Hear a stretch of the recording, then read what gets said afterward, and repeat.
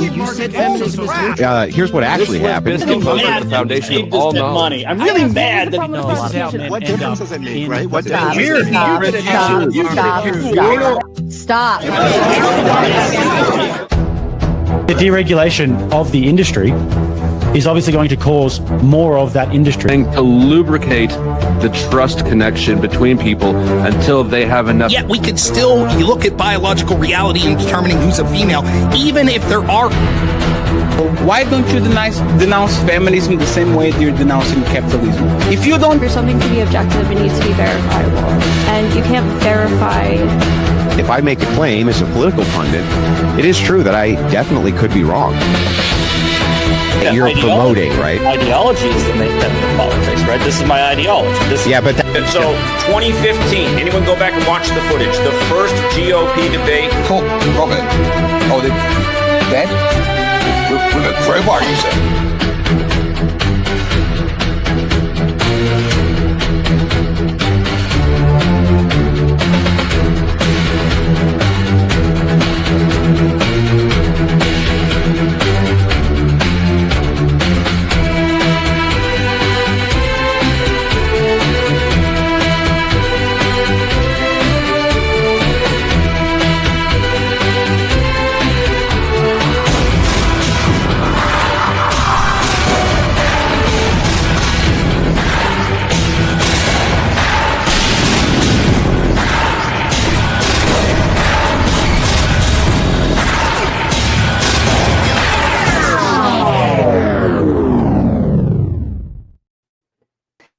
And good evening, ladies and gentlemen. Welcome back to Moderator Monday. I'm super excited to kick this one off. I am Sarah the Raging Tomato, here bringing to you Eli Nix, Steelborn, Ryan the Radical Coder, and of course, Enemy Charlie back for more. Tonight's claim is if morality isn't objective, it's not morality. I'm very interested to get into this debate and hear what they all have to say and see where this conversation goes. Eli, would you kick us off with your opening statement, please? Absolutely. So I am arguing the affirmative for the proposition, if morality isn't objective, it isn't morality. I will start by defining 3 terms per Oxford Dictionary. First, morality is defined by Oxford as principles concerning the distinction between right and wrong or good and bad behavior. I believe it is fair to say the word bad could also be replaced with the word evil. Second, objective is defined as not influenced by personal feelings or opinions and concerning and representing facts. Third, subjective is defined as based on or influenced by personal feelings, taste, or opinions. In simpler terms, what is subjective is within the mind, and what is objective is outside of the mind. If morality is a distinction between good and evil per the Oxford definition, then it would follow that distinction within the context of this debate would be the coherent, logical, and justifiable difference between these categories, or in simpler terms, what is in fact moral and what is in fact immoral. If my opponents concede that there is no real distinction between good and evil, then they concede the debate. Morality requires distinction per its definition. No distinction, no morality, hence the prompt. This is exactly where my opponent's position of moral relativity or moral subjectivity fails. If we can define morality as ascertaining the difference between what is moral and what is immoral, and the standard we use to do so is any individual's feelings or opinions, subjectivity, then no particular distinction can be made between 2 competing individuals' moral conclusions. This is not a meaningful distinction at all, but rather an unjustifiable emotional assertion. Now that I have shown the fatal flaw of my opponent's position, I will demonstrate how our position accurately satisfies the requirements within the definition of morality. This is, of course, through an objective standard. When making a distinction between what is a foot and what is an inch, we would use a ruler. When making the distinction between what is hot and what is cold, we would use a thermometer. When making the distinction between a foul play and a fair play on a football field, we would use the rules of football that actually make the game of football and not soccer. Likewise, when it comes to the distinction between good and evil, which is far more important than measurement, temperature, or sports, morality must be determined by a fixed and objective standard in order to make a meaningful real distinction. This now begs the question, where can we we find this objective moral standard? It is the belief of myself and my teammate that this standard is given to mankind through the divine revelation of Christianity, specifically the Holy Orthodox Church. I'm aware that there are different faiths in history that propose competing moral standards, and to that I would say that in the same way competing scientific theories of gravity do not disprove gravity, disagreements on the true revelation of the moral standard do not disprove the existence of the moral standard. I'm happy to discuss with my opponents what makes Christianity the true faith of the true God as opposed to others, once they concede that if morality isn't objective, it is not morality. In conclusion, I would like to discuss what it means to make an ought from an is. Concerning good and evil, if you say one ought to do good and one ought not to do evil, you must be able to objectively define what those things are in order to make the why behind your ought prescription meaningful, justified, and grounded. Citing evolutionary human cooperation and generalized civil progress tells me what is the case with human behavior, not why it ought to be that way. This is the is-ought distinction, something that their pseudo-morality cannot account for. Finally, I will say, I think it would be much more intellectually honest of my opponents to admit that things like morality, good, and evil do not actually exist, but are just social constructs we subjectively apply to survive, which I'm sure they will say, but they will still call it morality. That is why I am here to show that without an objective standard, it is not morality by its own definition. That's my Thank you, Eli. I appreciate that. Steelborn, to you, sir. Yeah, so morality is quite simply defined as a system of code or conduct that distinguishes between right and wrong or good and bad behavior. The question of tonight's debate is simply this: if there is, or is there an objective standard to what is considered acceptable and unacceptable behavior for humans to engage in? If so, what is the nature of this standard? From my opponent's perspective, morality is simply a set of preferences, thing that they would prefer people do or do not do. They have no system for why they prefer these things, which will ultimately make their preferences arbitrary. Our position is different. We have a moral system that is unchanging, unwavering, and justifiable. From our perspective, unaliving, grape, necrophilia, these are all objectively wrong always. They can't make that same claim. So I would just pose a simple question to my opponents. Is it always wrong to grape? If the answer is no, well, we know where that leads us. If the answer is yes, now you're pointing to an objective standard that exists outside of whatever the heck you care about or whatever you think. With that, I am happy to concede the rest of my time, and I can't wait to watch these two spurg about that question. Thank you, Steelborn. Ryan, sir, to you, please. Fantastic. So the claim tonight seems quite simple. If morality is not objective, it's not morality, but that simplicity is, of course, a trap. If morality is objective, it must be mind independent, like gravity or the speed of light, and that's what objectivity means. It's true regardless of context, feeling, or culture. But morality doesn't work like that. It is inherently relational. It only becomes meaningful through feeling, harm, repair, and choice. If it were truly objective, then we wouldn't need to feel, reflect, or listen. We just need to obey, which is exactly what they're proposing to you. Now, I'm not saying morality is groundless. We do have universal foundations, as they mentioned, evolved pro-social traits like empathy and mutuality, as a term that Charlie brought to my attention. They exist because social animals survive by caring for each other and cooperating. That's why we have the capacity for morality at all. But capacity is not the same as fixed cosmic moral code. Applying these traits is always a human process, shaped by culture, history, and power. And history proves the danger of treating these human codes as if they are objective law. Claims to objective morality have justified slavery, they've justified sexism, they've justified homophobia, and they've also justified all of the horrible things that they described in their, or that Steele just described in his opening. All defended as moral truths. And when people resisted, they were told that they were the immoral ones for daring to challenge the objective, quote unquote, standard.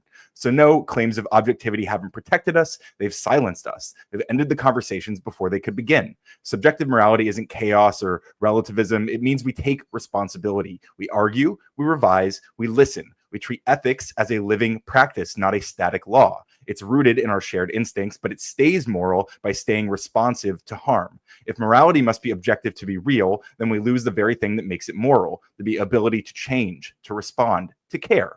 Morality doesn't need to be objective. It just needs to be human. It needs to be ours, and that's not a weakness. That is exactly the strength that makes it work.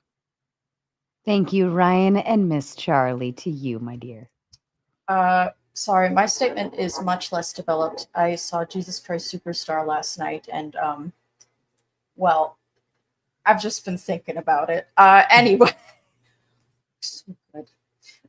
Anyway, I'm agreeing with Ryan 100% here. I do think that morality is a human construct that is dependent on culture and personal experience. The only thing objective about morality is that it is based on pro-social traits like empathy, compassion, and mutuality, which we have evolved to have as a species to further our survival because we are social animals. Morality is an expression of these traits.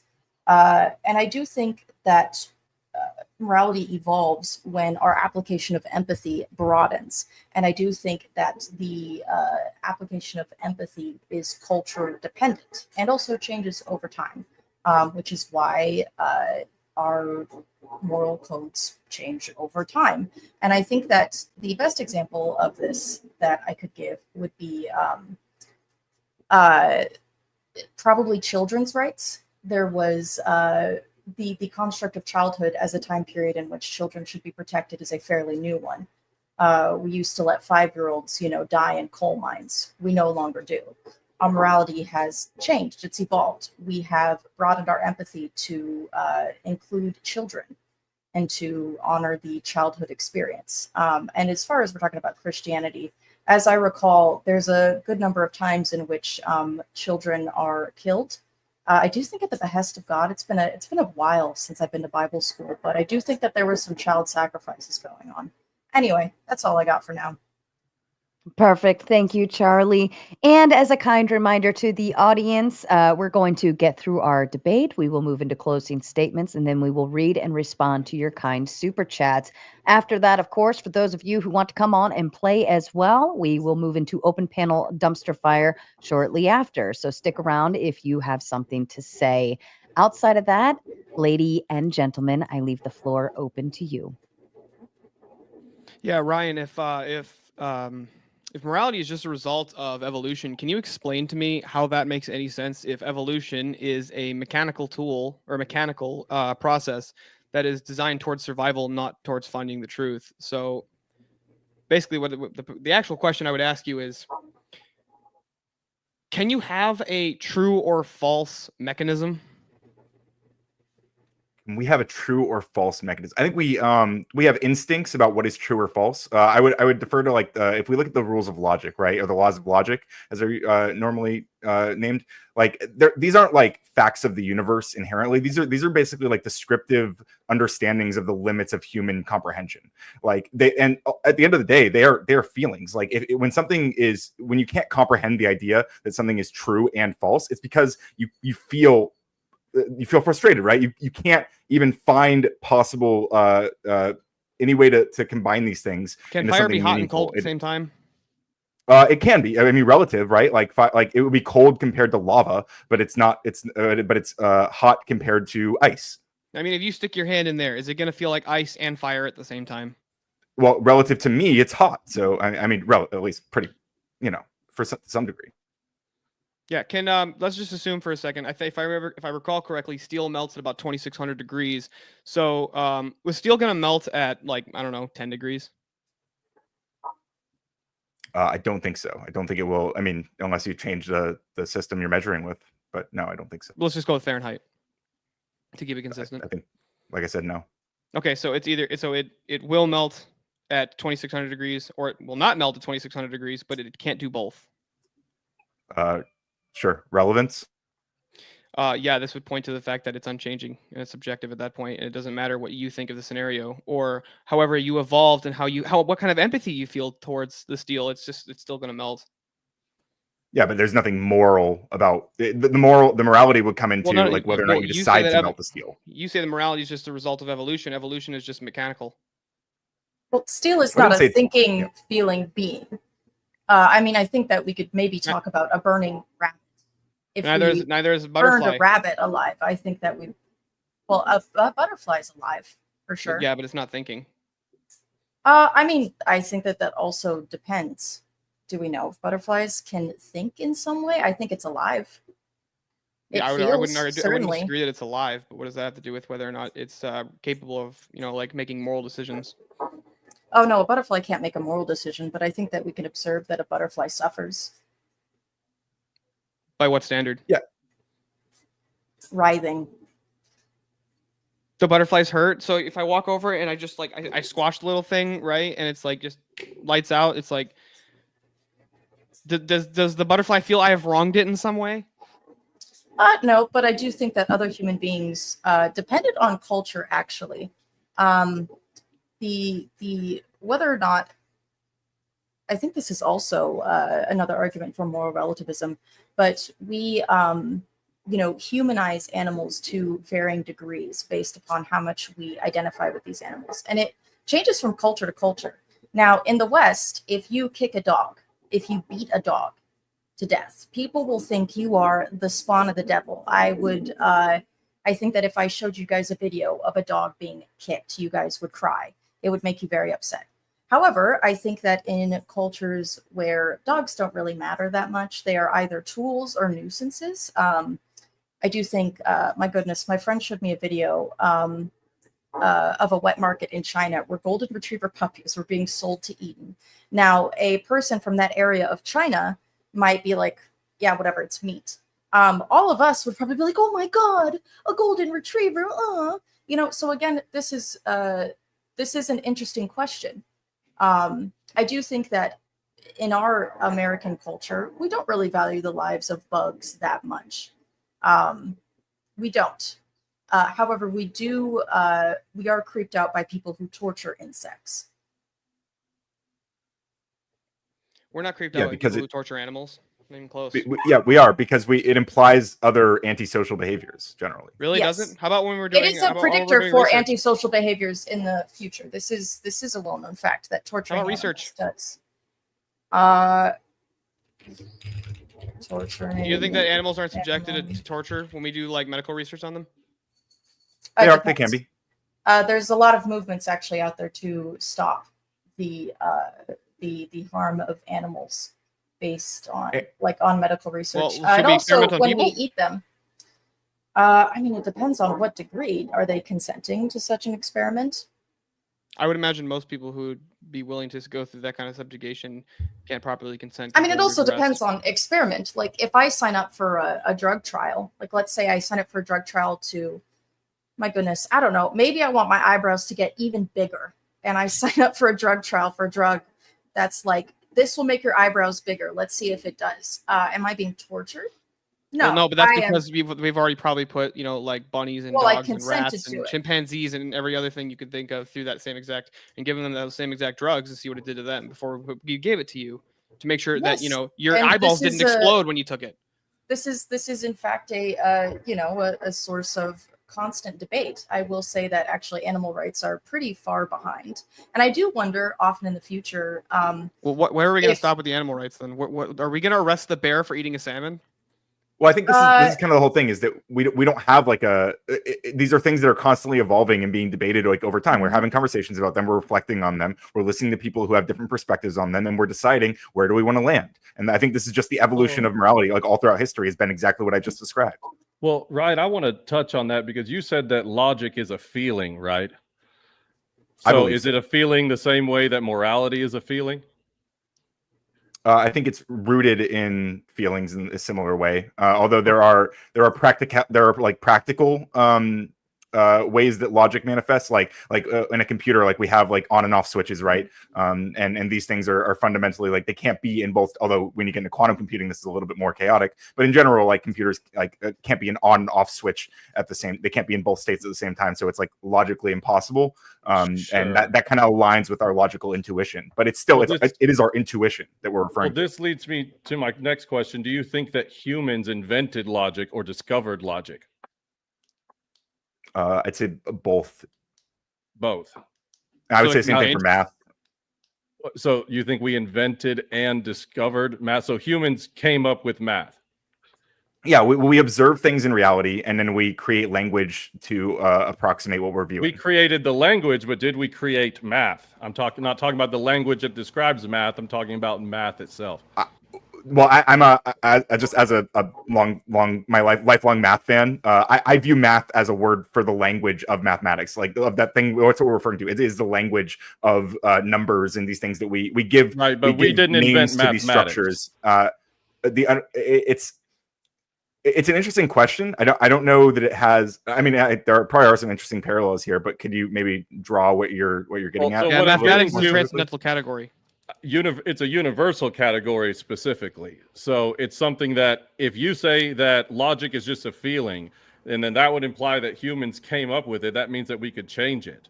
Okay, and the implication that this evolved with us over time is saying that, you know, at one point it didn't exist till humans got the capacity to come up with it and feel it, and then it came into existence. From our perspective, no, sorry. This is something What that I'm has saying is an ontological existence that we actually discovered and then created a language to describe that discovery, and that makes it have an actual ontological presence. So that's why it's important to understand your position.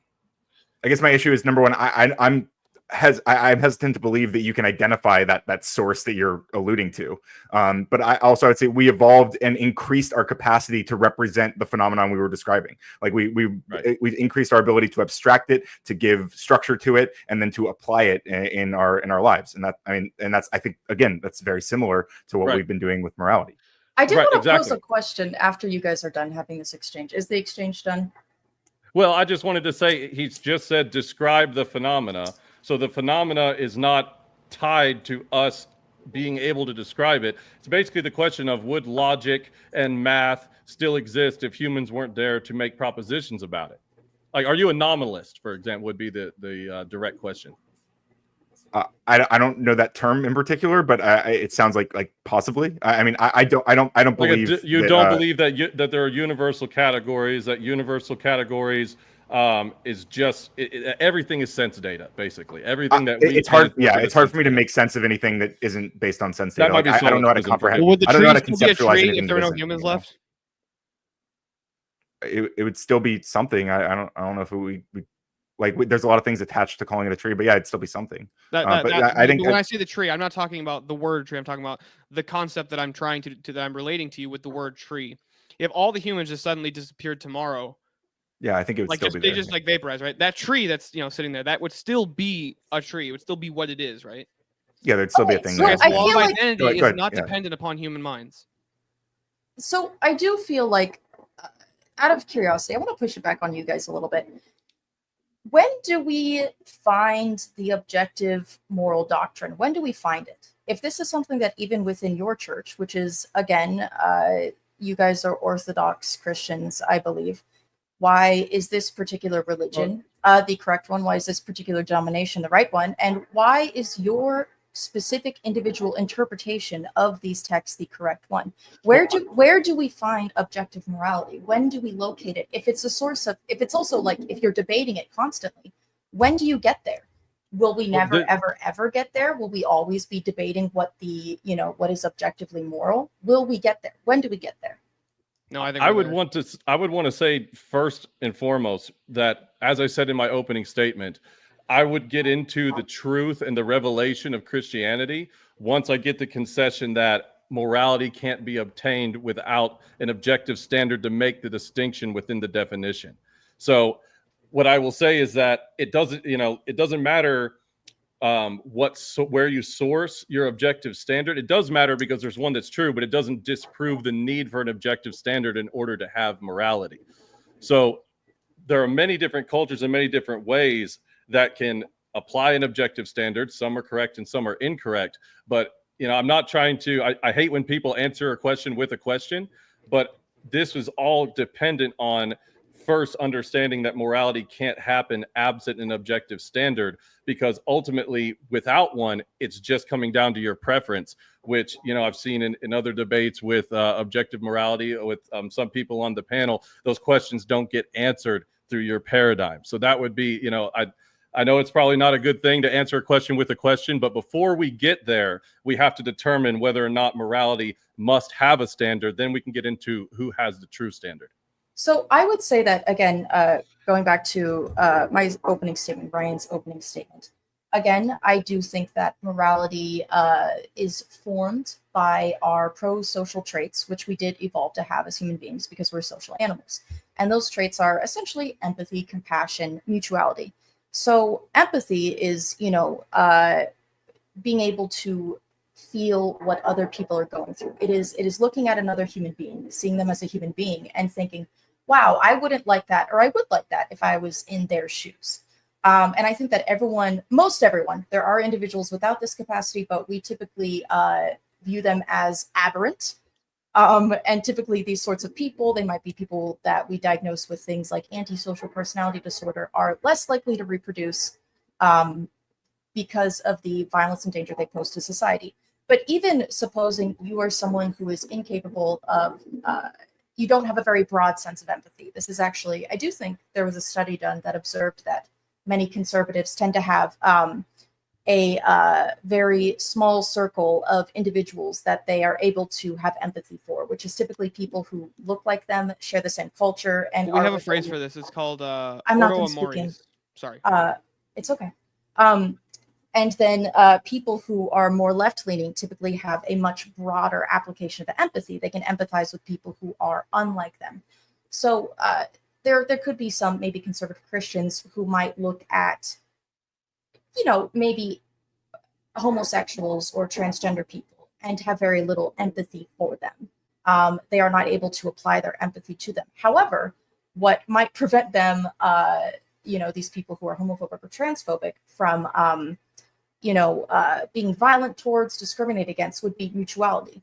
These people would understand that to live in a peaceful society and to continue to exist in this world, essentially, that they, need to not do shitty and awful things that will result in punishment for them. And that's how I would say, that is, I suppose, our objective basis for morality is our empathy, our ability to humanize and feel for others, and our desire to live amongst other human beings. And this is an instinctual thing. This is something that is very, advantageous to us.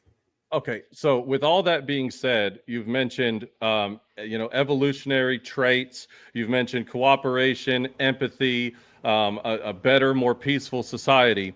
All of these are rooted in is claims. This is going back to the is-ought distinction. So first, within the definition of morality, which is a distinction between good and evil, would you say that we use morality to tell you why you ought to do something, that there is an ought in between good and evil, right? Like you ought to do good over doing evil. Okay, so everything you've given is an is claim, not an ought claim. So when you bring up empathy, why should we be empathetic?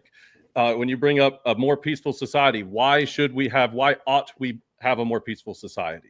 You can explain the is of our evolution, our traits, our biology, what we're more prone to do. But if you look at anti-natalist philosophies who say it's actually immoral to bring children into the world and to reproduce as a species, on what basis are you telling them that they're wrong without self-referencing your own personal opinion? Because I think it's pretty easy to demonstrate, and I really don't want to get into it. But if you're just comparing opinions, you don't have shit. That's my whole basis for this, is that if morality just comes down to a comparison of opinions, you might as well just throw it out, because then you're getting into the whole force doctrines thing, appeal to consensus fallacy, and it doesn't give you an ought from an is. So with all those things as your standard for morality, where do you derive your oughts from?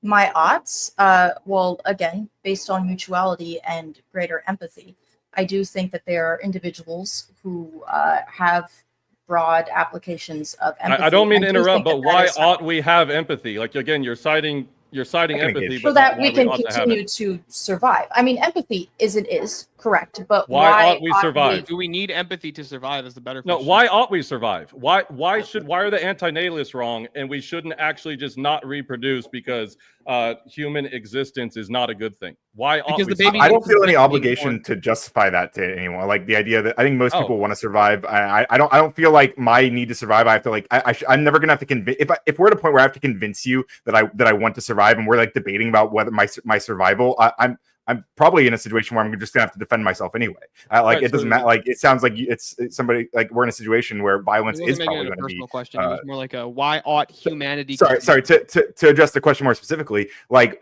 when we talk about the is ought distinction in this context, we're talking about what we are talking about things we want. We're talking about outcomes we want. What we should do with respect to outcomes we desire. So if we do. Anybody. So But we want different outcomes. So who's and if you disagree, then that's fine. But like, and hopefully enough people will want to stop you from disagreeing with like the idea that most people want to survive, right? Hopefully we have a society that will prevent you from taking. Hang on.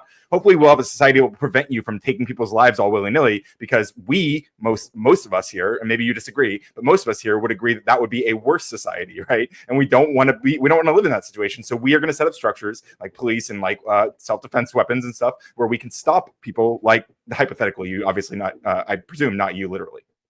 Well, so this is what you're doing is the appeal to consensus. I'm not going to pretend to be an expert in fallacies. I don't want to do that whole thing, but I would think this is.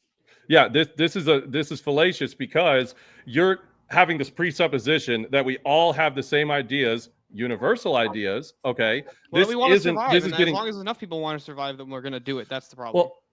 Well, explicitly, literally, I'm not saying that because everyone agrees on it, because there's a consensus. What I'm saying is that we need enough people who agree, which I think we have. I think we have enough people who agree and want to live in that society. And again, if there are people who don't want to live in that society and they're going to act on that, then I think we have enough people to prevent them from doing so. Well, that's still just a descriptor, dude. That's just saying people want to survive. We can observe that people do not want to die. Why they want to survive? No, not why they want to. No, I would want to ask, why do you want to survive, particularly? I'm gonna get some water. I personally enjoy being alive. And I do think that most people enjoy being alive. We have, I want to be alive. So many mechanisms in our body to prevent us from dying. Our blood clots. We create white blood cells to prevent us to fight off illness. We have a desire as a species to survive. It's an innate desire. Well, this is the low-hanging fruit.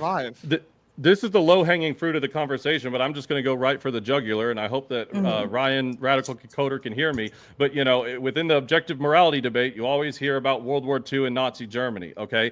Yes, everybody may have an inner inclination to survive. That's the is statement. But maybe what survival looks like between different individuals is going to be different. It's going to be subjective. Some people want their group of people to survive and not other people's. Some people want to survive on a certain system that would put somebody else down. In World War II, the Nazis wanted an area where everybody survived at the expense of Jews and gypsies and undesirables. So whenever you say things like we all kind of agree that we all kind of generally want to survive, if they had won and they were the majority, and hey, we all kind of agree that the Jews should have been gassed in the Holocaust, where does your perspective derive the ought claim that no, we ought not to have done that? Based on what? Because everything you're citing has been consensus and subjective feelings, the same consensus and subjective feelings that the Nazis had when they committed their atrocities.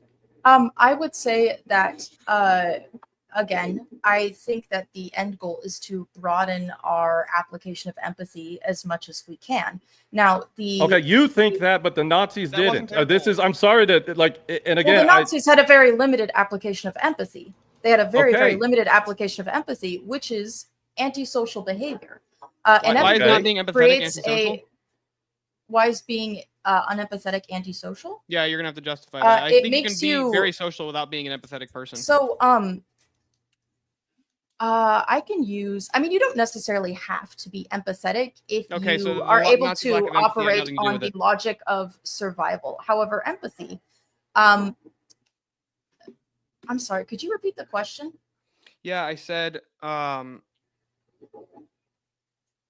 do you know what your question was? I'm actually trying to remember. I just had I had a total brain fart. Let me stop in there real quick and just say that, you're citing empathy as if it's a good thing without telling us why it's a good thing. You're saying the Nazis were unempathetic and antisocial. Why is that bad? That was my question. Yeah. Look at the reaction of the world, which was okay. What if the reaction of the world was that it was good? Well, we can live in Fantasyland, but we have to live in the real world, and we can observe. We can observe that when large populations was it the real world in Germany of whenever people, the majority of the population took up that consensus? Yes, it was absolutely the real world, but it was also a fact that individuals with a broader application of empathy in Nazi Germany were against this, and it is a fact that many people around the world with a broader application of empathy were against what the Nazis were doing.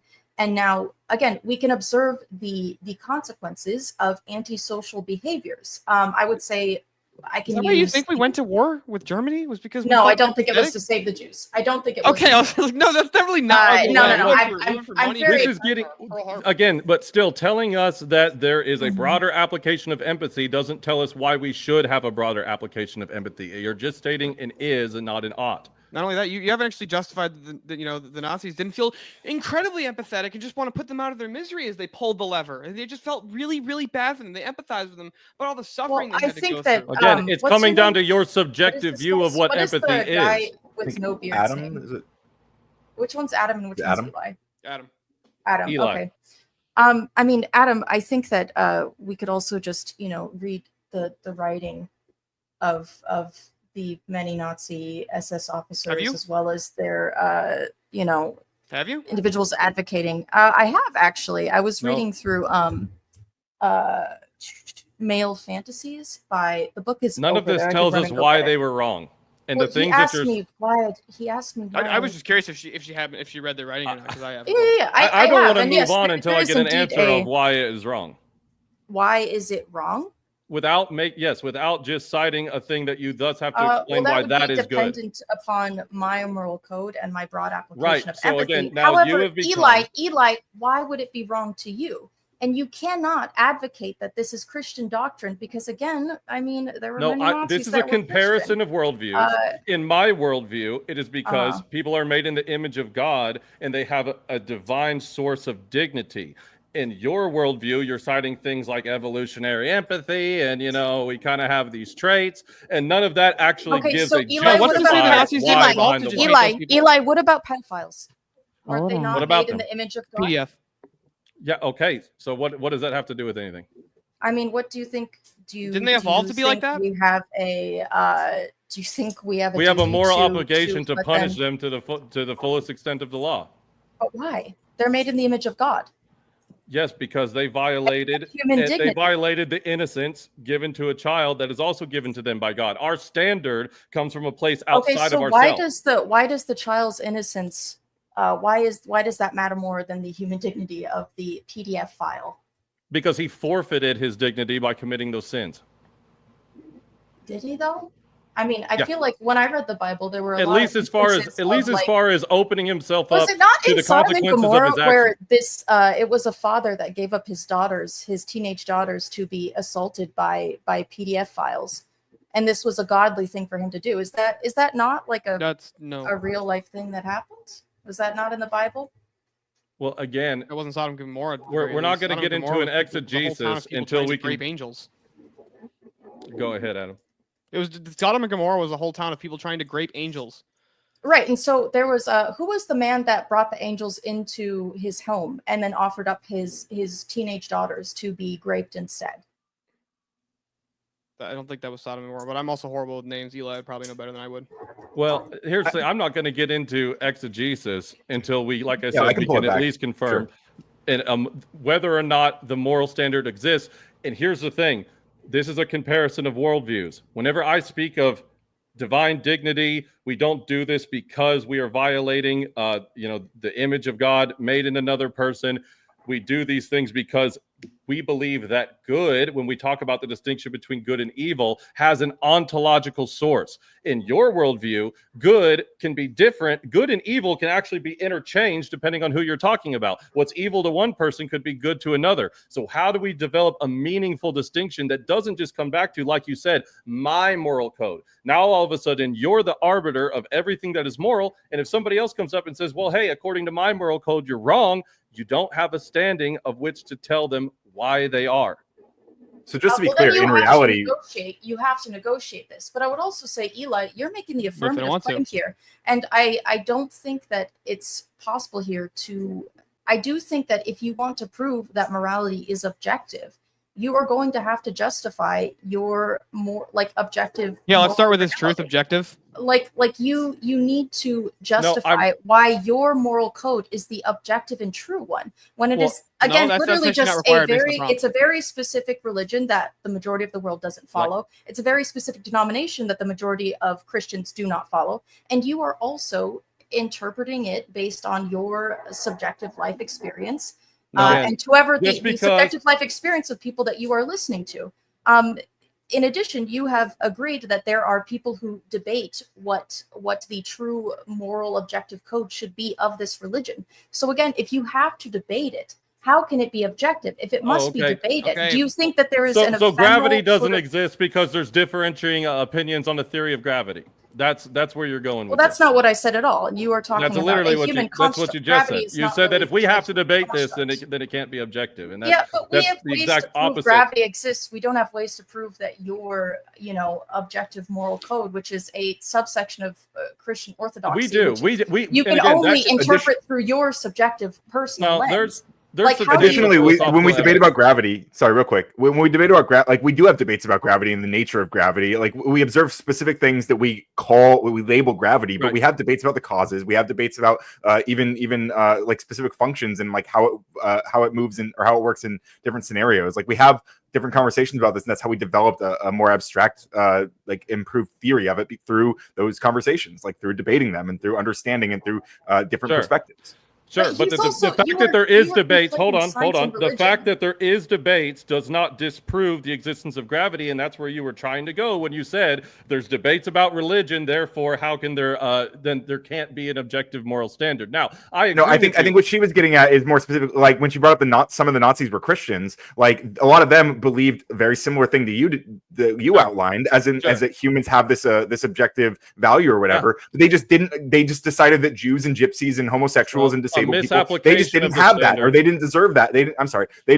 Those selected people, they didn't have this trait that they deemed the humanity thing. So they just shrunk the list of people who were, or the set of people who this applied to. But they're still like using your objective standard. They're just applying it. Hold on a second, Ryan. Misapplication of the standard. A misapplication of the standard does not disprove the standard. Yeah, Ryan. Somebody totally agrees with every prescription that you would ever make, and they agree with every descriptor you would ever make, except their favorite thing to do is drown puppies. That's their like most favorite thing to do. But everything else they like 99.9% agree with you on. They better stay away from my puppy. Well, here's what I'm asking. We're just going to call this Ryan's ethics, right? That's right. This person is following Ryan's ethics. Then he wouldn't do that. No. Just because he violated Ryan's ethics, does that mean Ryan ethics don't exist? My feelings about ethics would still exist, sure. Yeah, I'm saying so. I say he chose you to. But they still be my feelings, just like it is your feeling that you want. Can I jump in real quick? Can I? Because I'm going to as a callback to what Andrew Wilson did to me. I'm going to demonstrate gravity. Thank you. Right now. Can you demonstrate God to me? Yeah, I can actually. Yes. Because I've had people trying to demonstrate God to me my entire life, and it's never really stuck the way gravity has. Yeah, you can't have it's a law that I am subject to. Yeah, it's the impossibility of the contrary, and that it's a transcendental argument for God. This was brought up to you once again before in Andrew's debate. There are lots of philosophical evidences for God due to the impossibility of the contrary. However, like I said, I want to press you guys on how, without an objective standard, you can't. Before we get into where the objective standard is sourced in, I want to pin you down on the fact that you can't have an objective standard, or I'm sorry, you can't not have an objective standard and it still be morality.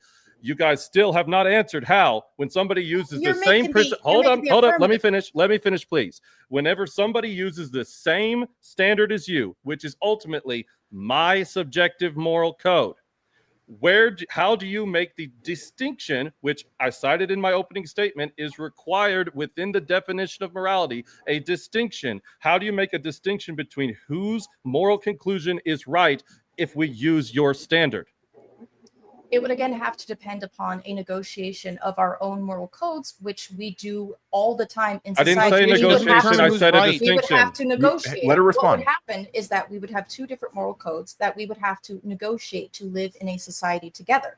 This is how we exist together as human beings. And I do think that this ought to be the way that it is. I do like that we negotiate our morality. I think it is. What if they negotiate and they come to the wrong agreement? Yeah, what if they negotiate and they come to the wrong agreement? Yeah. They just how would you know if they did or didn't? According to you.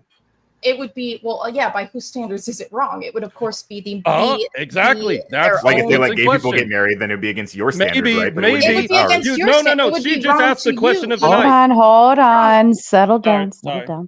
Sorry. Well, that was the question of the night. By whose standards would we find it? That's exactly what we're asking you, because you're the one saying that there isn't one. But you are also making the affirmative claim that morality is objective. And so again, like, you cannot expect. Yes. Yeah, is Grape always wrong? You just asked, where's the standard? Eli, Adam, like, I need you guys to understand that when you make the claim that you two somehow uniquely amongst human beings, this small, tiny group of Orthodox Christians that probably belong to a very, very small subsect of other Orthodox Christians, because I know that in Orthodox Christianity, there's a lot of priests that are upset about kind of the online ortho bros. So even like the mainline church might not like what you guys do and might not like you. Why do you two have access to this objective moral truth, this moral code that the rest of us do not? What is it unique and special about you that has given you access? Why are you better than me, and why are you better than everyone else? Why Nobody's saying that we're better Why than do you. you That's a have the straw man, arrogance to and that's believe that ridiculous. you know what God believes? You could have the same revelations if you removed your precondition that it absolutely cannot be God. I would say in the same way that you would call a Christian closed-minded, I say that a secularist is equally as closed-minded, because you are backwards reasoning all your Eli, conclusions I'm that it agnostic. absolutely cannot be God. Eli, I don't I'm care. All right, hold on. because This I is don't the think actual that question that's going to Look, put the I pin don't in think your that the argument. existence of God can be Settle proven or down. disproven. So I'm an agnostic. You cannot claim that I'm an atheist Can- when I'm agnostic. Can If I Is Grape always wrong, Charlie? Yes. Even if like, you know, you weren't here to tell people that it was wrong? I do believe that we have a society that has decided that it is wrong because it is an anti-social That's just an behavior. appeal to consensus.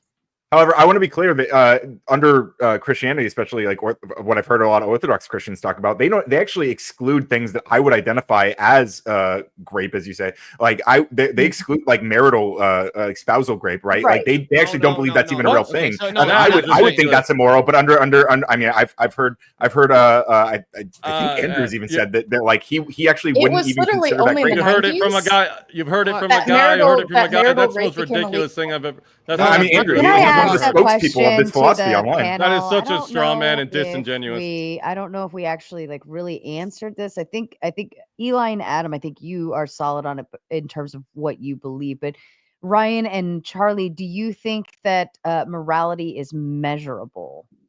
Like, is there a tool to measure morality? I would say that morality is the measure of morality is very, very, very much contextual. Amongst my circles, I would be considered a very moral person. I'm certain amongst Eli and Adam's circles, I would be considered the whore of Babylon because I am pro-premarital sex, pro-abortion. I am queer. I've had gay sex. Love trans people. I love immigrants, undocumented and documented. I would be considered Satan himself. How many more talking points are you going to blabber about? It's all right. I asked the question. That's a good. Like, she answered it, but then also is giving an example of what she was yes, talking I was giving about. an example. She's giving a lot of presuppositions about Christians without knowing anything about them. No, But that's okay. she's using the scale. pro-abortion? What she's giving you is a scale right now, which you could use to your advantage if you were smart enough. Ryan, do you believe it's measurable in terms of morality? Is there a metric we can utilize or a tool to measure morality? It depends on what we mean by tool. I think there are frameworks for evaluating, and we can and again, it comes down to like reflection and listening and talking through these things and feeling through these things. I think that's fundamental to the human experience. I think that's just how we go through and have these conversations in real life. We don't sit here and debate about what the objective fact of the universe is. We don't appeal to some metaphysical unknown or known. We don't. This just isn't practical. This isn't how people engage in real life. We just engage. We have empathy. We engage with people based on that. And if we don't have the empathy and if we react in ways that show that we don't have that empathy, then we're going to run into trouble in life. Oftentimes, like people who don't experience empathy tend to have more, not just antisocial behaviors. And you can argue about whether or not they're identified antisocial behaviors. They're definitionally antisocial behaviors, but you can argue with those definitions. But like there are situations that you're going to get yourself in that you're going to be frustrated with. You're going to have problems in your life, right? You're going to have more problems if you engage in a lot of antisocial ways than if you don't. So you would say you would be more agreeable to a sliding scale. Sure, you can call it that. Or it feels even weird to call it a scale. Like it's not limited to any limiting it to specific dimensions like breaks even like what I'm proposing is being open-minded enough to understand when someone comes in and presents a view of morality that you never considered before, and thinking, wow, maybe there's a harm in a dimension that I hadn't really even thought about, and yeah, maybe I do need to consider that. I do need to weave that into my moral framework. And I think so. It's an ever-evolving set of tools that we have to come up with as we live our lives. But would you say, and then I'll hand it back to you, gentlemen, but would you say there's a stark difference between, like, if I was looking at like a ruler, maybe, yeah, or integrals, right? And I've got good on one side and bad on the other. Like, there's a very stark difference on getting from point A to point B. And then you're saying it can kind of maneuver across the board depending on how society views it, correct? Well, everyone would have like their own different ruler is the thing. Yeah, and that ruler would understand. be based upon, again, the society and culture in which they grew up in and their own personal experiences. Again, like, I'm certain that Eli and Adam also have moral disagreements of some kind. And between probably the not. He's two pretty of you, based. how would you determine what you consider to be moral and immoral? Ryan and I, we do have a moral and immoral disagreement. Not really actually strongly. I was going to say AI, but you don't actually use it the way I think is bad. So never mind. Well, But- here's some ways you think the about it. problem with Maybe. everything you guys have just described. Is she asked for how you measure. We heard frameworks, we heard context and sliding scales, but none of that actually tells you how you do any measuring. What we're hearing is that everybody's is different. Everybody's is different depending on where they come from. So how do you reach a conclusion? How Okay, do you- Eli, let's do this in practice together. Sarah, Right. could you come up with like a moral situation? Yeah, And I got one already. We can. Give it. Yeah, Okay. Go ahead, Adam. Okay. I think abortion's wrong. You don't. We're making contradicting claims. Either one of us is right or both of us are wrong, but we can't both be right. Right. And my whole point of real quick, before you guys go in on that, is the whole point of my opening statement is that if you're saying you cannot make a distinction and the definition of morality begs a distinction, then what you have isn't morality. Okay, well, let's all go through and talk about why we either think abortion is right or wrong without turning it into a right or wrong, an abortion argument. I think that we can both, demonstrate morality using is a our own distinct- moral codes on why we agree or disagree. Now, for me personally, I think abortion is okay because I do not believe that an embryo is a person. I do not believe that an embryo becomes a person until the fetus is able to exist outside of the womb. And in this case, I have, my empathy is primarily directed towards the mother. I think that forcing someone to undergo the, kind of arduous and life-threatening process of pregnancy and childbirth, and to also bring a child into the world when the mother is not ready, which could lead to resentment, which could lead to inadequate economic circumstances in which to raise a child, which could lead to suffering for the mother and the child, or for a child to be adopted and potentially put into a dangerous home or situation. I do believe that abortion is a very moral thing. I think it is moral for the future of potential children. I think that all children deserve to be loved and cared for as much as possible. And I believe that women should have the right to make the decisions that they want to make about their bodies. So again, by my moral code, I'm telling you that my empathy is applied to women and is applied to, fetuses that can exist outside of the womb. It is out of empathy for children and mothers that I am pro-abortion. I'm telling you, I'm giving you my logical process, and now Maybe- you guys I know this can world only very go. well. It's because This is- God said so. No, it's not because God I have a said slightly so. different I have one. a very simple, So- I have a very simple question. Real quick, None just of this- Charlie. Really No, simple I question. think we can track it down better a little differently with one kind of clear line across the board, right? Having an abortion objectively is getting rid of the life of something. That is factual, whether you call it a fetus or a baby or whatever, that is clearly subjective to you. But how you feel about killing said life is subjective, right? So objectively, you are killing something. I'm sorry, objectively, you are definitely killing something. Subjectively, how you feel about killing said something it comes down a little differently. Right, and I would also like to note that abortion really only became considered immoral quite recently in terms of the world, across cultures and religions, by the way. I think it was only about 4 months. I think for Catholics, for a long time, it was only 4 months. The witch trials were conducted because they were performing abortions.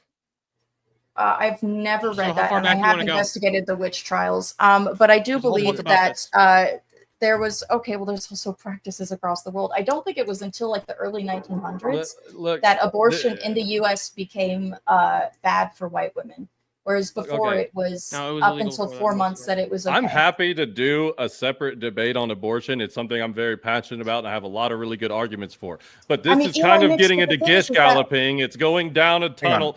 You disagree, we disagree. We can tell you why you're wrong. You can't tell us why we're wrong. No. Here's what's actually happening is Charlie's giving her understanding and her interpretation and her logical reasoning for why she thinks that abortion should be morally permissible. Yeah. And I mean, it is I logic. feel it. I just but yeah, why does her neglecting feelings is an illogical thing to do? But can I actually present my position? Hold up. I just gave you a very clear line. Objectively, you are killing something. Right. Subjectively, how you feel about it is very different. Now, you, all four of you, need to distinguish where morality falls into place. And I believe we were given an actual definition of what objectively means. And if we look at morality based between those two, where does that metric stand between those two? Right. Well, I mean, I would also say that I don't know murder if we is could... wrong. It's not killing. Isn't objectively wrong. Murdering is. Abortion is murder. Therefore, it's wrong. Now, you tell me why I'm wrong using your subjective morality. Right. So, can I give my my moral framework? Because I never fully agreed to the way Sarah just outlined morality as the sliding scale stuff. I actually explicitly denied that kind of sliding scale. But like what I would put forth is my understanding and the way I approach the abortion topic is I actually have empathy for both, right? I think that there is a something that's going to become a human, like there's a person, we can call it, inside of someone else, and I think that I have empathy for both of those things, both those people. And what I think is, well, only one of them is dependent on the other, right? So one of them is dependent on the organs of the other, and outside of that, we would never accept a reality where where parents are forced to give an organ externally to their child, right? After they're born, we don't live in that reality. That's not how the law works. That feels bad to do. And I think the same thing applies here. Like, I don't want to oblige some woman because there's something growing inside of her. I don't think she's obliged to carry that for 9 months and go through all of the trials and tribulations that pregnancy comes with, all of the risks that pregnancy comes with.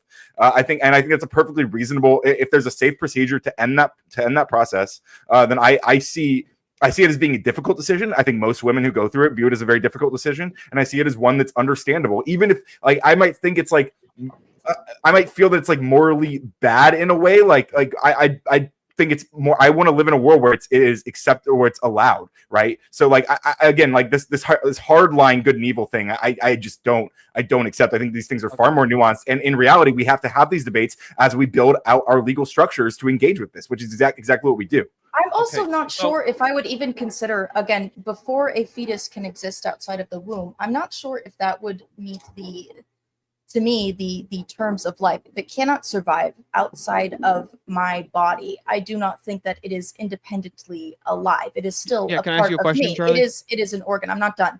I think that, it's a potential child. It is a potential life. Every time I menstruate and expel an egg, that's a potential life. Every time the three gentlemen on here ejaculate, that is a potential life that they are expelling. Again, my definition of life would be different from that. I don't view abortion as taking a life. Okay, let me ask you a question real quick. Go ahead, Adam. This is an argument that I've coined myself. I haven't heard anybody else use it. Let's assume for a sec you had a perfectly functioning time machine. Okay. No paradoxes, right? And you go back and you perform the abortion on your mother of you at 1 week in the womb. Did you commit suicide? Yeah. Oh, so that was still you, even when 1 week, Well, even when you couldn't exist I'm outside alive. your mom. So there you go. I mean, We're still because versus. this would also, I mean, it depends on what kind of time travel, like theories of time that you, prescribe to. Because if I had committed, I would be trapped in a time loop. Like, how would I exist if I had forced my mother to abort me? there would then be a timeline in which I do not exist. Like, again, you are using. This is, I mean, read any sci-fi book like this. There's so many theories of time travel that I just don't think that this would work. I said, I desperately want to do an abortion debate with any of you or any other pro-choice person, but I want to bring this back to center. All you two have done have told us how you subjectively feel about it, your emotions and your opinions. How do you make the distinction if somebody disagrees with you about who is right and who is wrong? So at the end of the day, I don't think there's a fact of the matter. I think that's kind of the whole debate. Is I don't agree there's a fact of the matter about who's right or wrong. But in practicality, I also think that you are doing the same thing we're doing. You're just outsourcing it to your perception of the biblical God. You're doing the exact same thing. You're just pushing it to the side. We are making a distinction as required by the definition of morality. We are able to make a distinction. You are not, and that is where we can make our own distinctions, absolutely. But we can also change our mind, such as when Eli and Adam, such as when the priests of your order or whatever debate, and you listen to whatever they tell you, and maybe their moral code shifts. They say, actually, God thinks this is okay. Then you go, oh, okay. This is exactly the same. This is the exact same thing as Ryan and I negotiating our own morality from time to time. Please stop talking about a theology you don't know. You know, like okay, then Eli and Adam, how do you determine your universal moral code? Can you please tell me? How do you determine it? It would be through the dogmas and the teachings of the Orthodox Church, Christian moral ethic. Okay, again, we have a. No, they did in the councils, and then they formed Dogma. That is not changing. We don't change the dogmas of the church. When was the Dogma last established? I didn't come prepared for a debate on the ecumenical councils, but it was established within the ecumenical councils and canon law. And could you give me like a vague understanding of when this was done? It was like you could just say 21st century, 20th century. It was within the first several centuries. You know, I'm probably wrong, but like third and fourth century. And there are no disagreements or different interpretations amongst Orthodox Christians of this dogma. I mean, everybody has the freedom to have their own subjective. Everybody has their freedom to make their own subjective interpretation, but they don't get to change canon law because of it. At the end of the day, we determine. No, don't you raise your eyebrows and say, "Oh God." They can have their subjective. Yes, you can have one, but we can tell them that they're wrong. We can tell them that it's not debate over, dumbass. That's called a heresy. And you're laughing, and you just proved our point. No, you just proved our point. And what if someone calls you a heretic? Stop. No, that smug laugh and those eyebrows being raised, I got to address this. What do you do when you're a heretic, Eli? What do you do when you're a heretic? You're shunned. You're out of the church. You're excommunicated. When somebody's subjective opinion differs from the dogma, we tell them they're wrong, like you can't do to us. So don't raise your eyebrows. I do think that your moral codes are incorrect, because I think that your moral code. I don't care. It doesn't matter. You can think that all you want, but your moral code is objective, because again, you have no epistemological grounding to do so. Now we're talking over each other and nobody can hear. Your dogma is one that you must subjectively interpret. You are subjectively interpreting this religious dogma. Your subjective interpretation of it is you are reading it. By the way, also 2,000 years ago, I mean, the translations upon translations upon translations, you know how different religious texts are in their original language? You know how many times that's been debunked? Again, and also, that like works change when they were translated over periods of thousands of years. Yes, that is actually a truth. That is a truth. Again, I'm not here to debate the source of the standard. I'm pointing out that all you've given us without 21st century life, you cannot interpret those dogmas as they were written. And I don't have to. How do you know that these individuals that debated this dogma were correct? Do you think that blind obedience is a positive quality? In all fairness, I will say, in all fairness, it's outside the scope. But I do think that if they are going to say that like morality is objective and that this objective morality is based upon Orthodox Christian dogma written 2,000 years ago, I do feel that they, have a duty to us to justify this claim. If they're making the affirmative claim, like I said, think that that's... I will talk to you and debate with you about the source of the standard whenever you demonstrate. I have demonstrated to you what the source of my standard is. Yes, you just your don't like standard. It. You don't. Yeah, no, it's me. No, thank you. No, but it's we are the context in which I was born, and based upon my empathy and my mutuality. So you're the arbiter of all morality on earth. You, Chuck. I am the arbiter of my own morality. Correct. But this is the morality right. So that everybody has their own different moralities. That has been honed through the context of being, growing up as an American in the 21st century. I don't think you guys are capable of steel manning the proposition that I'm making. So what I'm saying is that if like you said, no, give me a second. If like you just said, everybody has their own moralities, then morality is bound up in the definition that we have to make a distinction between good and evil. But one person can call one thing evil and the other person can call the same thing good. You have no definitive, justifiable, epistemological way to make a distinction as required by the definition of morality on what that is. You just say, we all have our opinions, and then we negotiate, and then group consensus fallacy, and then that's what we go with. That doesn't tell us anything. It is negotiation. When Ryan and I, have you never changed your moral code? Has your opinion on something never changed? Because my opinions have changed. My moral code has changed. It has changed. There were times in my life when I felt that people with ideologies that I thought were very extreme should be perhaps subject to death. I no longer feel this way. I no longer feel that if you believe in extremist ideology that is really shitty towards like minorities. By whose standard are we going with shitty here?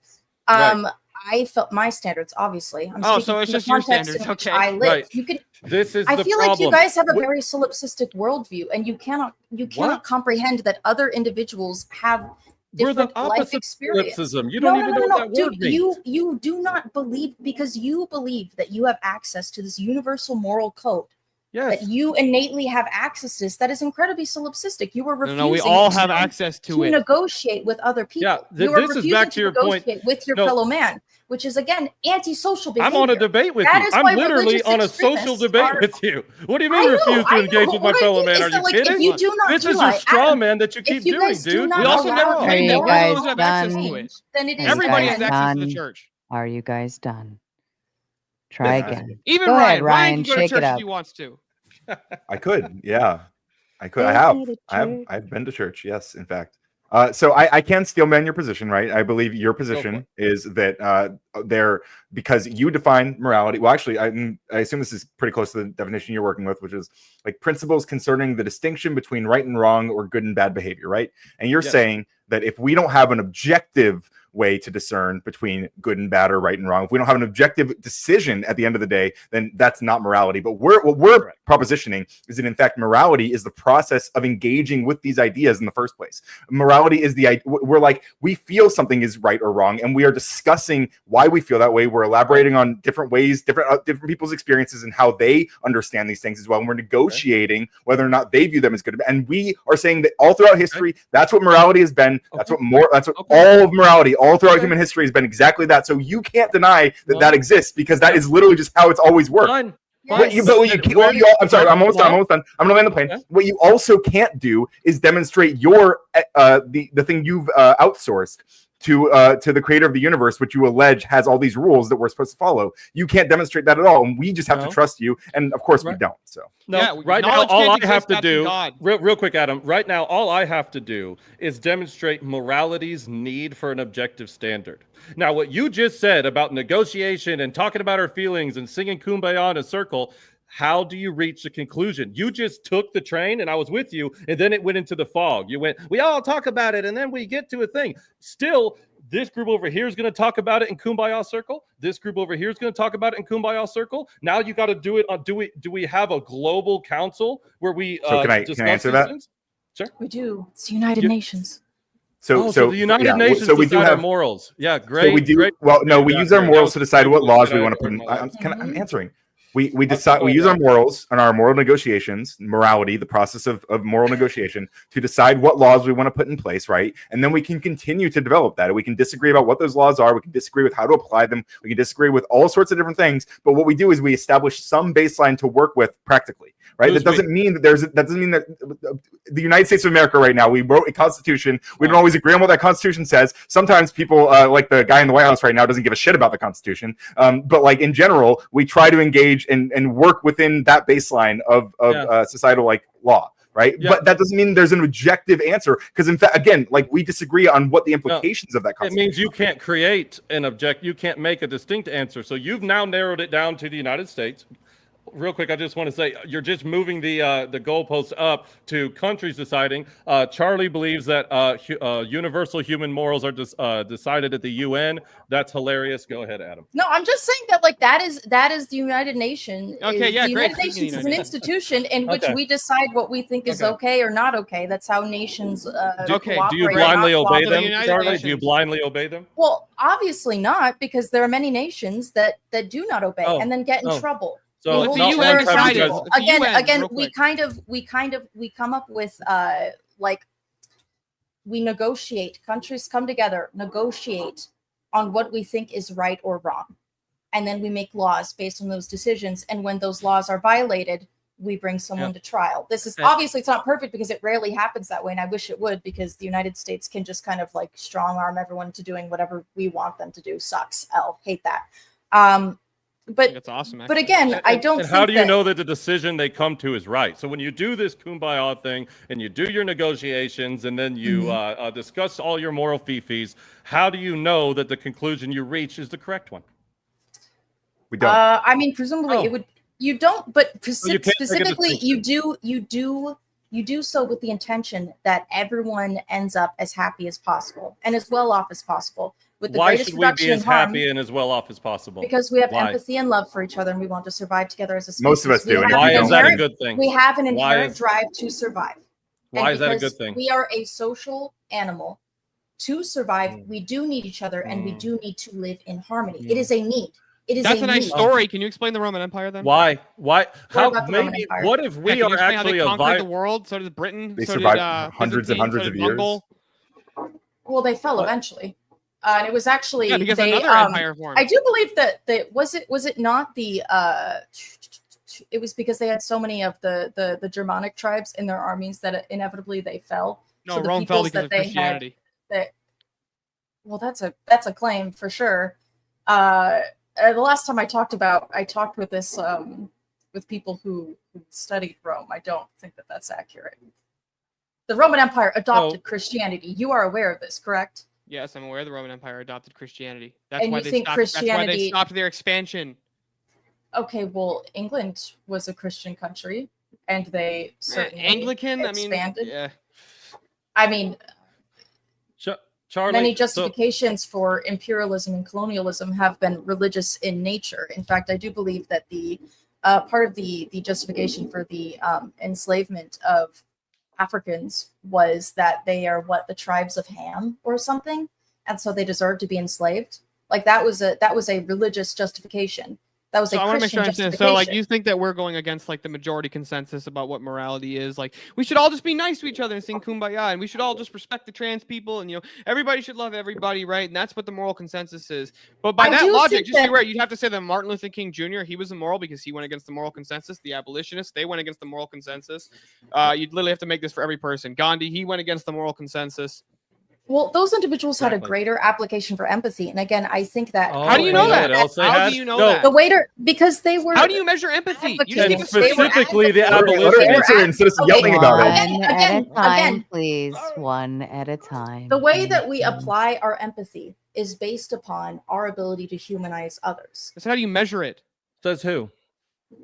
Based on our treatment and our feelings. Again, there are individuals, there are groups that. But what if I don't feel you're being empathetic enough? How do we rectify this?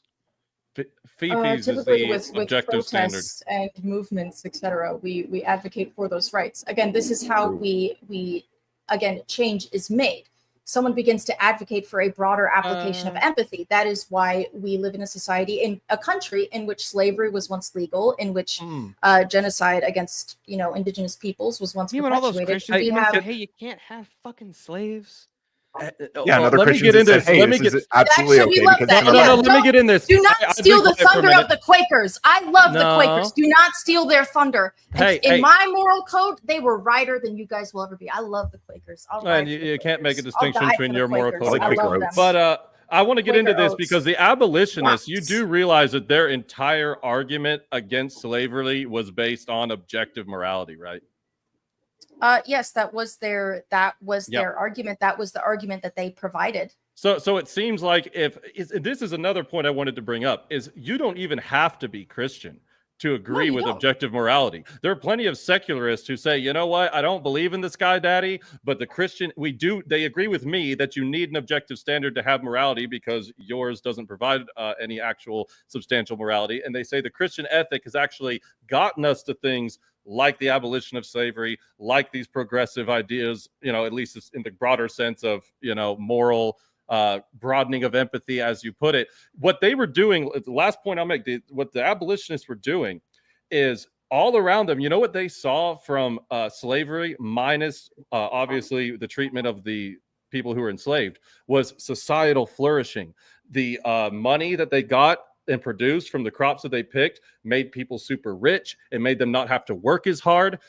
Yes, I have realized that later in hindsight, we see that it was economically unviable. But at the time, you couldn't tell anybody, especially in the South, that life wasn't great and awesome and prosperous and happy, just not for these people. But who gives a shit? Because at the end of the day, it's good enough for everybody else. Okay, last Eli, little bit. What the abolitionists did is they came in and said, regardless of how this is perceived subjectively to be good for society, there is an objective moral sin of the nation, and there is nobody with your worldview who would have stuck up for the slaves the way the people who believed in objective morality did.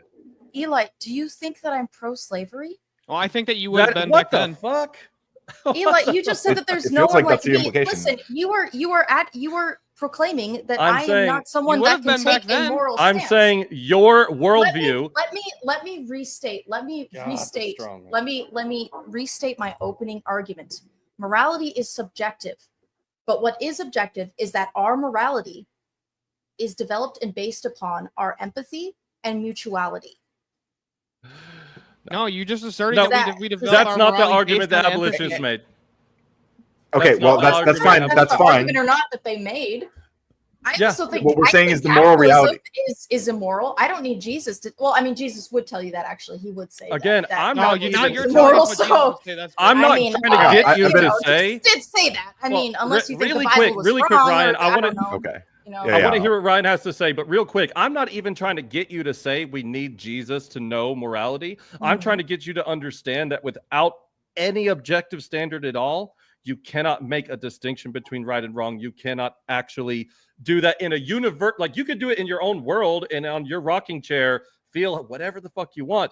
But applying that to the world, there has to be guidelines. There has to be a rule book. Eli, Go ahead, Ryan. that's I why didn't mean we to get interrupt. together and make those guidelines together. You based don't upon do our that own when you get moral together. codes. I've tried to ask Yes, you we how, and you've absolutely not do. given That's me how an it's how we answer. come up with We laws. literally We just negotiate these things. We negotiate. Okay, Right. look, what me and Ryan are going to demonstrate this right now. Ryan, I think that it is immoral to use AI for anything ever at all. Well, I think that there's actually good stuff you can do with AI, like cancer research and climate change research, and processing your thoughts and ideas in preparation for a debate. Wow, Ryan.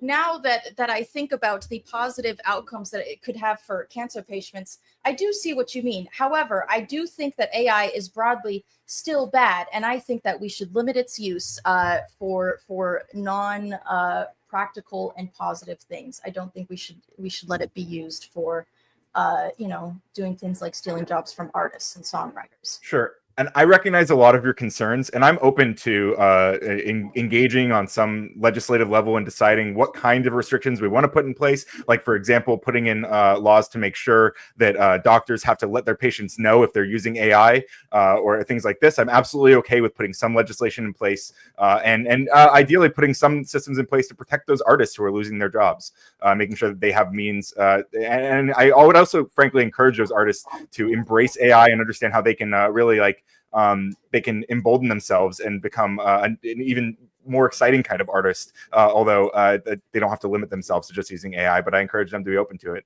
But yeah, I'm totally open to having that conversation. I see where. Wow, Ryan, I love how we just negotiated laws around AI together using our, differing stances on the morality of using AI. Oh, whose was right and whose was wrong?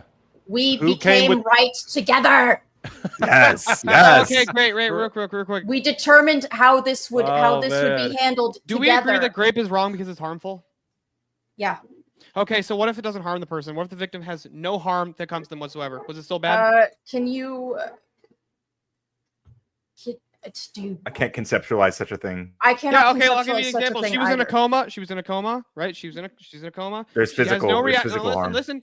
She suffers no physical ramifications whatsoever from the event.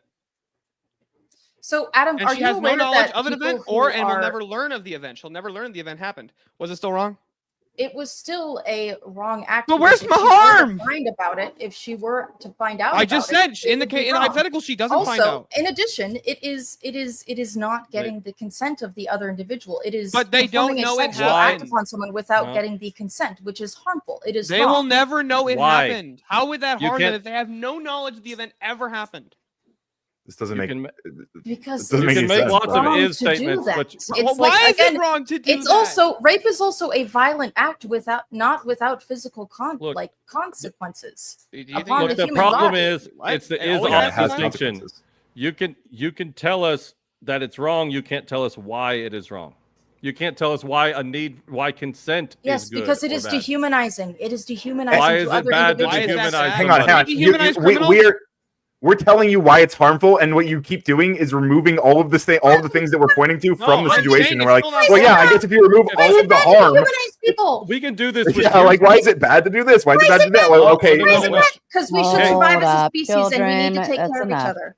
Hey, No, what if it's great, but they actually do have the consent? Then it's like, okay, no, well, wait. that would be a contradiction. No, what I'm saying is this person never experiences any physical or emotional harm or psychological harm from this event. So there's no harm. They never What know if it the happened. sky fell? Well, since Here, I'm actually asking I'll say a there's possible- no way for What if that. God isn't There's no real? way. Hang on. There's no way for the person engaging in that act that you're describing to know that that's going to be the outcome. And so That they has would nothing to do assume, with it. like any reasonable person would, that they are actually likely to cause emotional harm. They are likely to cause physical harm because that's Okay, what great, happens in you're every other changing scenario the except for your subject. insane Can I Can I turn hypothetical. this around, Eli and Adam? If Why don't if answer my question the and then ask Orthodox me one? Leaders, if the Orthodox Answer leaders my that question before follow, you if ask they me We did, told we you- did. if Go they ahead. said, No, you didn't God answer says the rape question. is You asked- okay. answer Hold a whole on, nother stop. question you didn't ask. Stop. She answered. You just aren't happy with the No, answer. Ryan didn't Yeah, answer the you're not question. You happy just answered with a the whole answer. different question. But I do feel like, let me turn Eli and Adam. If the Orthodox Church came together and decided rape is okay and you should do it, Eli and Adam, would you go out and commit acts of violent rape? Could you do that? Logical impossibility. Do from our you worldview. have that? Do you have that in Same yourself with to the- do this? Do you have that in yourself?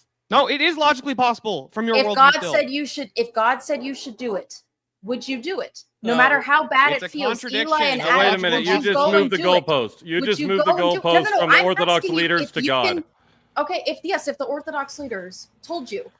They can be wrong. We're not Roman Catholics who believe they have infallibility.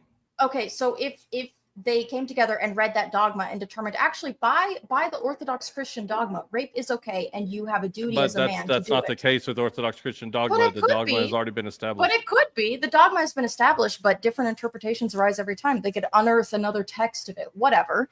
No, And you could. That's not how So no, you couldn't. that's not how it works. So it you would don't just you don't never have any happen. understanding about It how would just Orthodox never happen. ecclesiology works. So Orthodox morality just has never changed. It's never changed. The fundamental canon law and dogma is universal. That's actually what Catholic means when we say one holy Catholic and apostolic church. It's universally applicable. And it's not evolving. We don't believe in an evolving doctrine. So okay, well, how come they didn't think that like marital rape was wrong? Like, Dude, that's the dumbest. You changed the way you define it. Thank you for reminding me that you said that. That is like the dumbest shit I've ever heard in my life. Why? Why is it dumb? It was legal. It was fine for a long time. No, it wasn't. It was still sinful. But how do you even have that? Could I have a link? Do you guys have like a link of the dogma? Because I'm wondering how you use this in application in the 21st century. I mean, we already struggle with application of our Constitution in the 21st century with our developing technologies. How do you even determine these things? Like, how do you then you have to debate. I want to point require out more something. than just. I think just to answer that, I think it would require more than just reading a list of bullet points, because in terms of faith and church and spirituality, that requires going to, and there are actually like sanctions of like your learning growth, like there's communion, baptism, catechism, so on and so forth, and different depending on which church you're in, but there's different variations of learning points and how, like, this way you're learning it the way it's meant to be taught. You can't just read bullet points and say I understand. Right. So I was raised Christian, non-denominational Protestant. So I do like understand the whole having to go to church and learn from other people. However, I myself felt like it was hypocritical for other human beings to tell me what they thought about the Bible and how I should interpret it correctly. And then I even had issues with, the knowledge that these were translations upon translations upon translations of texts. And so again, my idea on Christianity as a whole, I think if you go beyond Jesus saying you should be good and loving to each other, I think you might be doing it wrong. Those are my thoughts. But again, so even if they're going through this training, you can't make it a perfect every single time, the same application, same standard of training across the board. Like if you are like each pastor or preacher or priest or whatever is going to be different. They might have a slightly different interpretation. They might teach people a different way. Like it's never going to end up, you're never going to end up with the perfect Orthodox Christian every single time. You're going to have people who disagree with each other. No, that's not how it works. You have to go to seminary school in order to be a priest in Orthodoxy. You have to understand, and you're going to have very different specific interpretations of Scripture. Time. Orthodoxy believes that Scripture has a specific interpretation. It's not for everybody to read and come up with their own interpretation. That's Protestant. And again, like the interpretations and opinions of a priest maybe could vary again outside of dogma. But if a priest is teaching things that are heretical, we have a process for that. They get removed. They get defrocked. You can't be a heretic and still be teaching the same. At that point, it is no longer the same deposit of faith. It's no longer the same. You're changing the ontology of the faith at that point. It's no longer the same faith. So I do feel like if you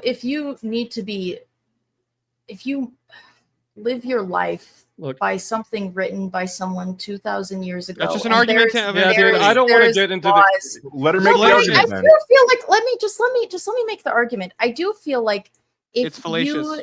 If you need like again written out sets of laws to know how to do good or know how to do bad or to know what good or bad is, I do think that I don't want to say that I would view you as beneath me, but I would view you as significantly less advanced than me because you're incapable of, again, developing. Okay, great. I just want to make sure. Oh my God! All right, the condescension, right? Because it's old. The condescension has. Eli, Adam, I have been very polite. I feel like this entire time. You haven't answered. Again, I do think. Can I ask the panel? Do we think that we are born with morality, or the some people judgment are born with the thereof? truth written in their heart, but not all.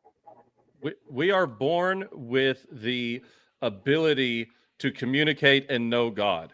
We are born with, because look, when we talk about good and evil, we believe good has an ontological source, and that is God. Evil does not have this is at least the Orthodox perspective. Evil does not have an ontological source. It is a privation of the good. And if we are born with an ability to know and share the essence and commune with God, then yes, we are born with an ability to draw near to him and to be moral. Now, somebody can make the choice out of their free will to adopt the privations of good and thus commit evil. But it doesn't have an ontological state. So yeah, the answer would be roughly yes.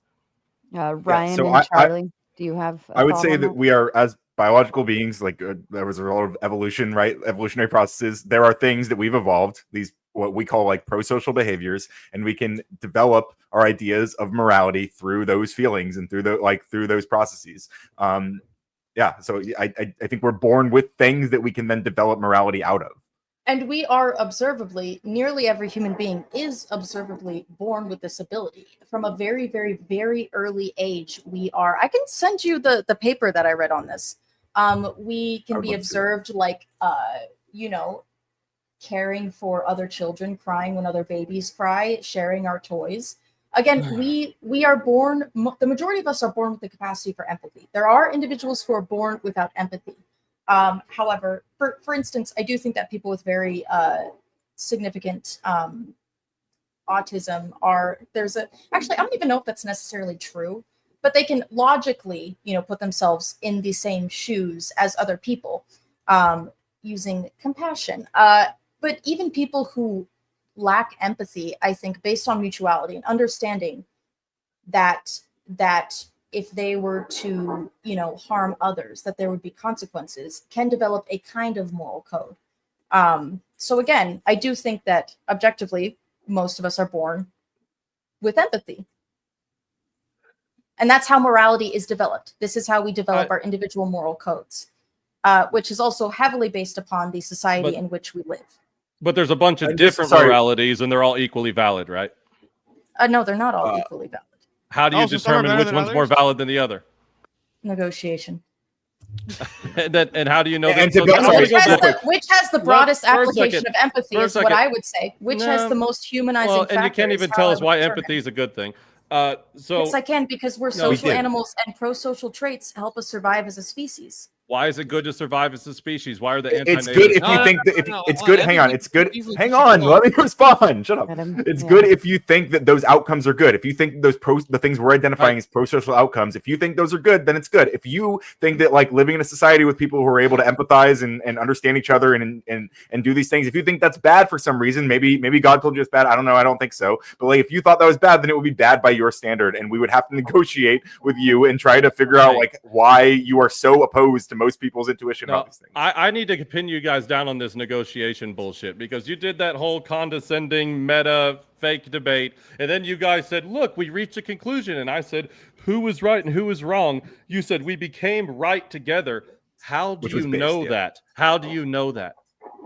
Well, there was going to be. You came to an agreement. How do you know it's a correct agreement? Eli, I hate to tell you this, but I feel like there's a certain type of individual that desperately needs to believe in this very, very steady black and white objective truth and world to survive, and cannot handle the idea that our world is complex, and that your ideas, who you are about the world, are going to evolve over time and change. You cannot steal complexity from human beings. We are unfortunately so fucking stupidly complex. We're useless as babies because we spend so much time developing our big fat idiot brains. It is frankly ridiculous. And this also boils down to the fact that, again, I don't want to throw atheist arguments at you guys. I don't want to become the Reddit atheist, because again, I don't hate Christians. There are many Christians that my advisor for my dissertation when I was doing my master's was a gay Christian priest. Love him to death. I don't think he's an idiot. I don't think he's stupid. I don't, shit on his faith. But again, like, if there is an objective morality that is right, why wouldn't God create? Why do we? If God real, why bad thing happen? Is that really your argument? Let me get in here. I gotta address what she said. No, I gotta address what you said. You're trying to act. Hold on. No. Eli, let me take care of this real quick, because this is the dumbest shit I've ever heard. If God real, why bad thing happened? That's actually your argument. Can you even have can you have love without free will? I don't know. You tell me. No, you can't have love without free will. Love requires choice. Okay. So how could we? So how why could we does love God? God Why if he forced does us to do it? Well, why wouldn't he? If there's an objective morality that we can appeal to, why would he not just program? You don't us even all? have a standard for what is bad. Why would we have? I do have a standard for what is bad, and I told you what It's it's based yours, upon. and if somebody else has a different one, Empathy and mutuality. we have to deal with that, yeah.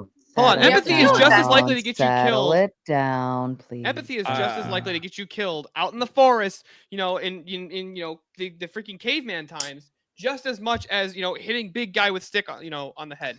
No, I will. If you feel concede there, empathy Adam, for I the do think person that who's there over there, are- I huddled think there are over and look like they're malicious hurt. applications of empathy. Absolutely. So the Nazis actually really loved animals and dogs, and did their best to kind of you know, like stoke a love for nature, a reverence and love for nature and animals within the German people. But they did so to, you know, portray Jewish individuals and other undesirables as somehow impure, less pure than the pure animal, the pure natural world. These undesirables were all filthy and contaminated.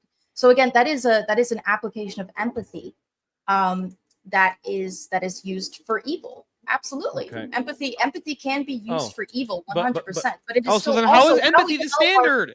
Yeah, Because you I mean, cited Adam, that as your that is- standard the entire that is evening. what their moral codes were based off of, Adam.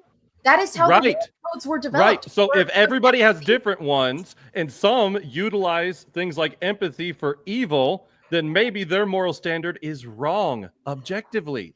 Your whole worldview says that they can't be wrong. They can only be wrong by my standard in my head. And you know, the Nuremberg trials, by the way, also, like the abolition of slavery, utilized objective morality. They cited crimes against humanity. If we all have different varying moral concepts, and again, they're all equally valid, then why would they cite a universal crime against humanity? They Not a crime also- against my they moral also code, not a mandated crime that, against our negotiations, but a crime against humanity. The Nuremberg trials were actually a little bit hypocritical in a way because they did not allow for the you know, Nazis or their lawyers to bring up the crimes that had been committed by the Allied powers either in the past or during the war against innocent civilians. So that's kind of I feel like that's a little bit of a moot point there because again, that is not necessarily you know, Chuck. considering the broadest application of empathy. Again, what I'm saying here is the way that our moral codes evolve and change is based upon the application of empathy. So can your moral code on things like, you know, torture, rape, and atrocities, can those evolve and change where those things can become good? Is that possible? To an individual and in a society, yes, absolutely. And they have been considered moral and appropriate in our society before, which is not good. In fact, I do think that certain forms of torture are still legal. Well, here's what I want to press you on real quick. You said that you didn't want to throw out atheist arguments and that you're trying to be fair, but I want to express how you have strawman Christianity in a lot of ways. Number two, you said that we are, why do we consider ourselves so superior to have access to this thing, which anybody can have access to?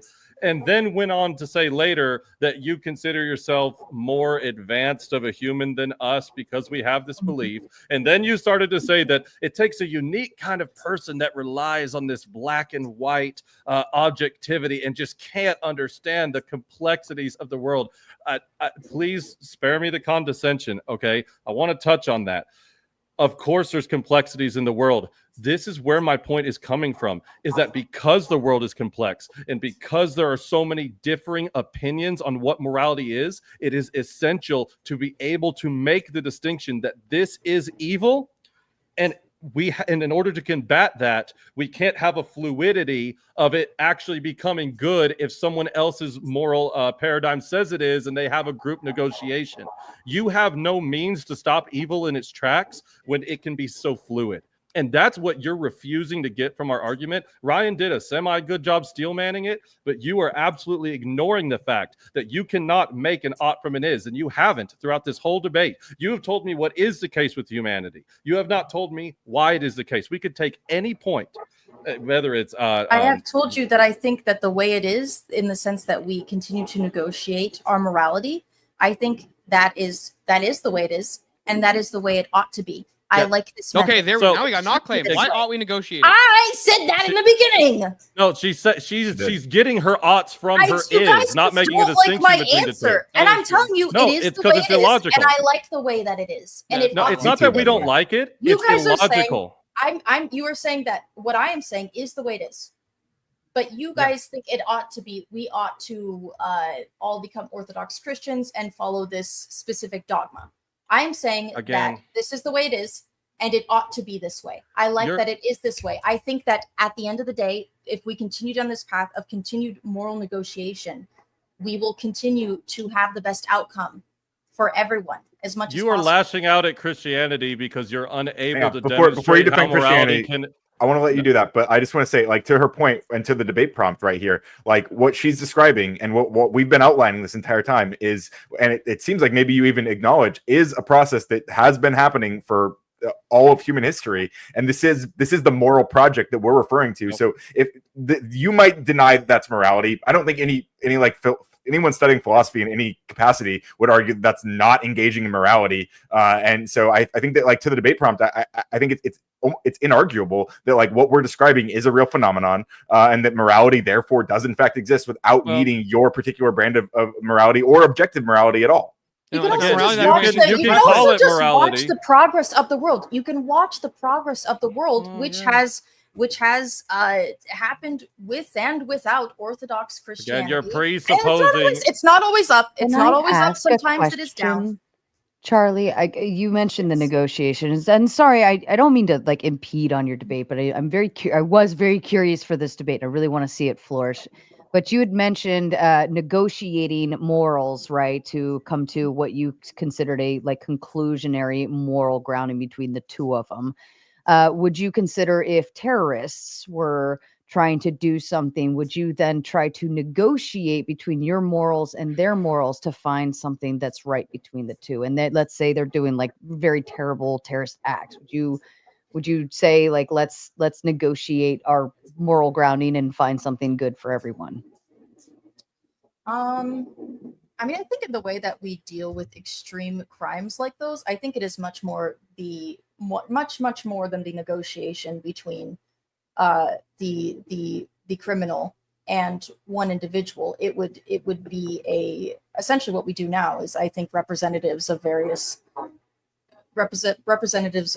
various kinds come together and determine what the best course of action is in this case, like what would be the best solution for everyone.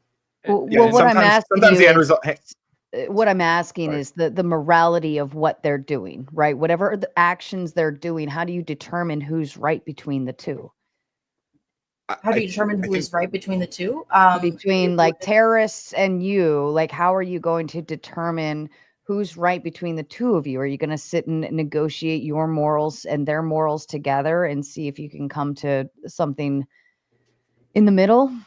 Sometimes the end result of negotiation or lack thereof is that you just have to stop somebody from doing something that you like have already established under some moral framework. Something antisocial, something that is incredibly antisocial and dangerous, which is dehumanizing to other individuals.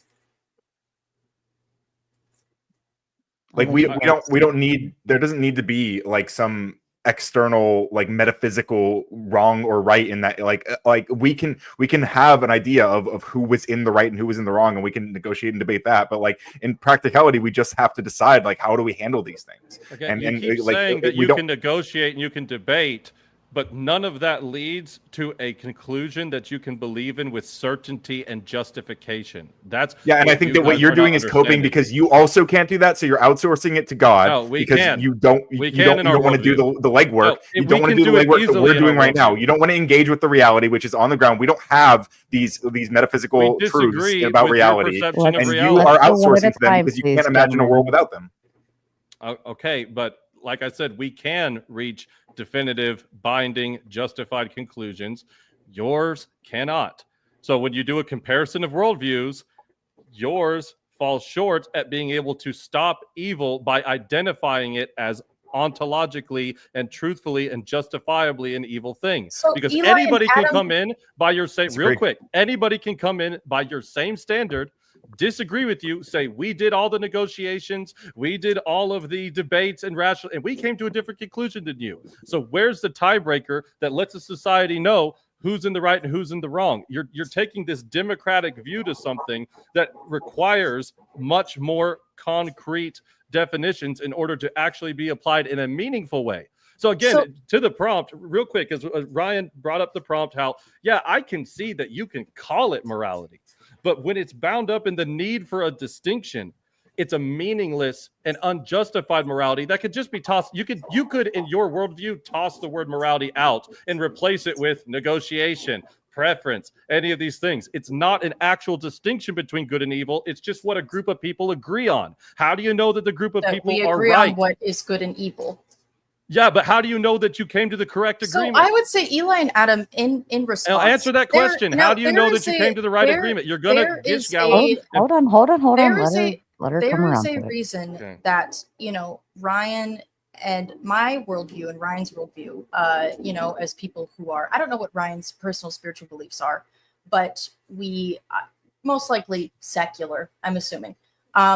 There's a reason that our worldviews tend to be the most successful. I think that we could use, countries like Iran as an example. Those are religious extremists that try to force everyone within that country to follow their religious dogma. So at the end of the day, Eli and Adam, your idea of like an objective morality is one that it is without negotiation.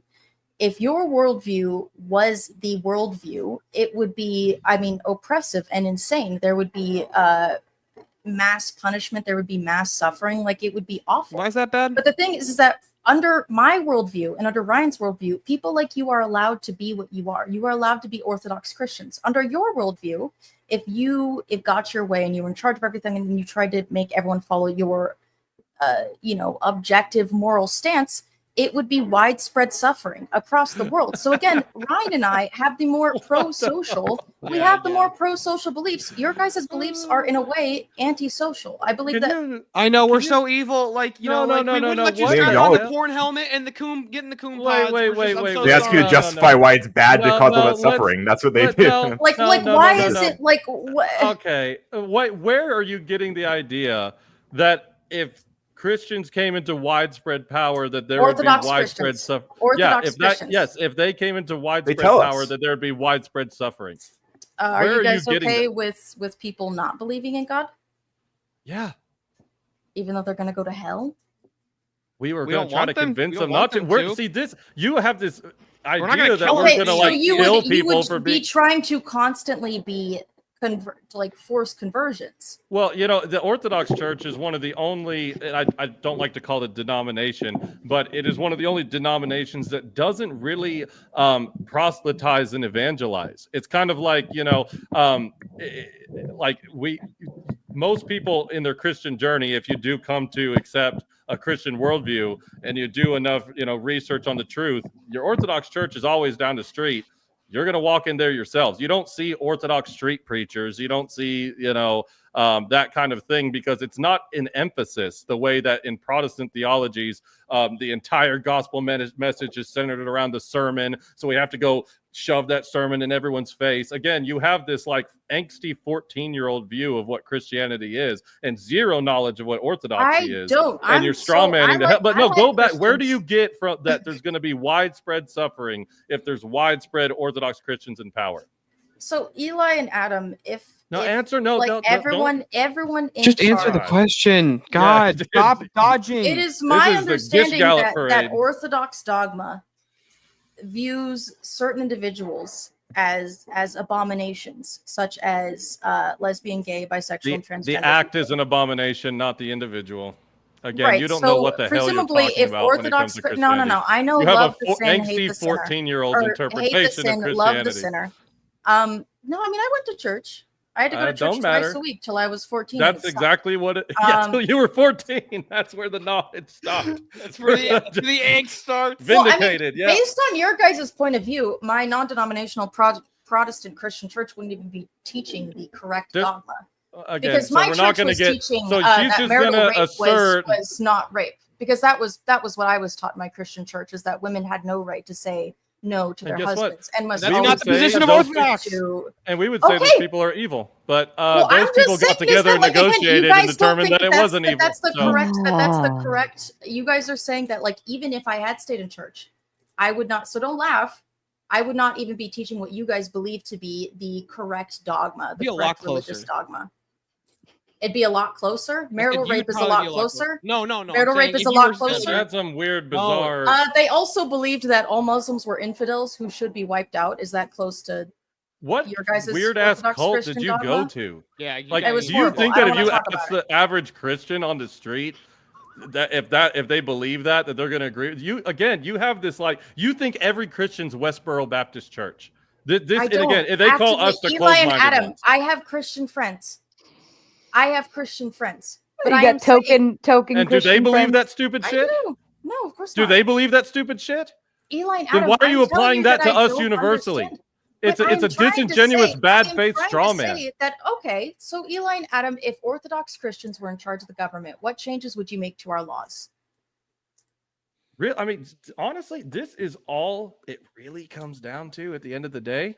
Is the gays and the abortion would be two pretty good places to start for me. And I don't think that society's going to crumble if gays can't put it So in you the do wanna butt oppress gay and if people. can't Yeah, like murder we their said. babies. So you That's want not to oppression. oppress gay sorry, the people That's church not does and oppression. not women condone to a be man- Let's have a It is oppression, negotiation yeah. about whether Okay, or not so that's oppressive. again, Children. that is oppressive. In Why fact, is like, society- again, people like me don't get to exist under your worldview. Hold on, Under my worldview, people like you get to exist, no matter how wrong. You and get to backwards I exist. think Yeah. your Yeah, you get to beliefs exist. No matter how Hold annoying on. you You just I have a can't question. scissor. Yeah, but I We have to are suffer. But I have to moving suffer. way You're not suffering by not- outside Hold of on. the scope of the prompt. love I'm with going to women give before. If you I'm not 2 allowed more to minutes to scissor finish with a that woman I love, thought. yes, that Charlie, is is it oppression if we stop people who are, let's say, If you stop her from scissoring by force, I think that sounds That like is pretty bad, oppressive. right? If you do not let me No, scissor there's in the nothing wrong with comfort of that. my own Answer the home, question, that Charlie. is oppressive. It's Do I think oppressive to it's, stop people from committing suicide? What? That's Well, oppressive? what does that have to do with scissoring and No, let me ask you this. I got one alive. quick question. How come I can't go walk down Main Street stark ass naked? It's actually depending upon the city, you can. Oh, yeah, In during San June. Francisco, Yeah, you yeah. can do that. San Francisco, Again, you now can do it. engage with what I'm talking about. Most laws have indecent exposure laws. Why do you think we have you? And you might disagree with them. I would think someone from your worldview might think it's cool if everybody walked around naked. But where do you think we get those laws from? I think that typically we have humanized children to a degree. We understand that, like, exposing yourself physically to someone is very much a sexual act. In our culture, the genitals, specifically women's breasts, and then penises and vaginas are, exposing those to someone is a sexual act of some kind. And sexual acts require consent, because otherwise, if they are done without consent, they can be traumatizing to some degree. So it is out of empathy for others that we have made it so exposing yourself is illegal in most cases. Sure. Okay. And I'll concede it's probably not the greatest analogy. I'll totally concede it, but I think it has to do with what a culture deems to be within the decency. It's a decency law, right? Versus like maybe in a tribal society, you see everybody's like wearing a loincloth and barely any clothing or whatever. Right. Well, that's like the cultural norm. Right. Exactly. So again, but do you think that somebody who is told that they cannot do that kind of thing is suffering? Or even, let's just bring it back. I want to get, that was a bad analogy. I concede it was a bad analogy. The first one that came to my head. But going back to whether or not you can make lesbian love with your girlfriend, okay? In the privacy of my own home. Right. Where is consensually? Yes, but where is the suffering if you were told that you couldn't do that anymore? It is impeding upon my freedom, man. Because I like to scissor. Yeah, well, I know, but what if someone? And again, what would happen if she did it anyway? What would happen? What would you do if she did it? But who is Again, being I'm harmed not- by I'm my not going sister? into Go straight to politics. jail, Ryan. Straight to Eli jail, and Ryan. Adam- That's what they said Straight to jail. forever. Again, Who is being harmed Dude. by my He's sister only half joking. in my bedroom? We would say both of you. Why? Well, who is being harmed whenever two twin brothers commit an act of incest together? That's illegal. Ew. Two twin brothers? Yep. That is actually an interesting. Thanks, Andrew. I'm ethical Jack. issue I'm stealing it. to- Thanks, Andrew. To talk about. Or the same reason why we don't let you have sex with corpses. Yeah. Who's being who's being harmed in these situations? Now it's coming down to a definition twin of harm. brothers. Yeah. I mean, who's we being have. harmed? Or do you think it should be legal? I think that I would- because we in our society have deemed incest to be wrong in many cases, and I do believe that there is a. So what if society biological- deems gayness to be wrong in many cases? Yeah. They If have. that's your Well, then the gays standard, get you punished. just They handed have. it back over They to have. us. They Yes, did. I'm That's what sorry to happened. tell you, Yeah. but the way that we feel about things is often based upon the fucking the society that we grew up in. Our Right. beliefs are based upon the Right. society that we grow up in. So Our our morality morals can are be formed by wrong that. based off our beliefs, right? Our morality can be wrong if we only apply them to our own personal beliefs. Is that what you're saying? Sounds No, like what we do you need an mean? objective Can you rephrase standard. it? Morality can I evolve. don't think that we need an objective standard. We need negotiations. No. You just how do you said. negotiate? How do you negotiate two, let's Oh, say, I gotcha. adult twin men having sex? How would we negotiate this morally? No. I Are want to go either down of what them you being just harmed said. by it? They're both No. adults and they do not have power over each other. I'll I answer would that say in a that sec, but I'm not going to I let you think run it's away. gross, but I think it's not immoral. I'm not going to let you run I away. would encourage them not to do it. No, let me I engage am with Charlie. saying I think it's I'm holding immoral. on to I this. think it's gross. I think it's weird, but I don't think that it is immoral Nope. because What there about is you, holding Abba? on to this. consent No, to it. everybody- That is It's how probably I going to think about it. cause it's likely to cause. I mean, like when you Can I- decide to engage in sexual relations with someone, you You're are running. setting up a situation where you might end up stopping that, and then there's going to be all sorts of problems that emerge from Hey. your breakup and stuff. And if you do that with a direct family member, I mean, just practically, It like would, it's a bad it would idea. split up the family unit. It would be, not good. So what It's- about a it's core- antisocial. Guys, can I engage with Charlie? Because she just said something crucial to the debate that I want to press her on. When I was talking about how, at one point, society collectively disagreed with gayness, and you said, well, a lot of our beliefs or a lot of our morality is caught up in our personal beliefs in the culture in which we were brought up. You were using that as a case against the moral code of being anti-homosexual. So if our personal beliefs and our upbringing and our subjective feelings can actually lead us to a morally incorrect conclusion, then doesn't that kind of defeat subjective morality? No, I would say because again, those views towards gay people tend to change as they have changed in the U.S. I mean, we used to, put people in asylums for being gay. Right. And now you can get married if you're gay. So again, we negotiated over time because people advocated for a broader application of empathy. People began to humanize gay people. There was a big movement based off of what? Our shared humanity. Oh, our shared humanity. Based on a developing idea of humanity And the and realization is that love and gay marriage. people are not aberrant and that their existence is not antisocial.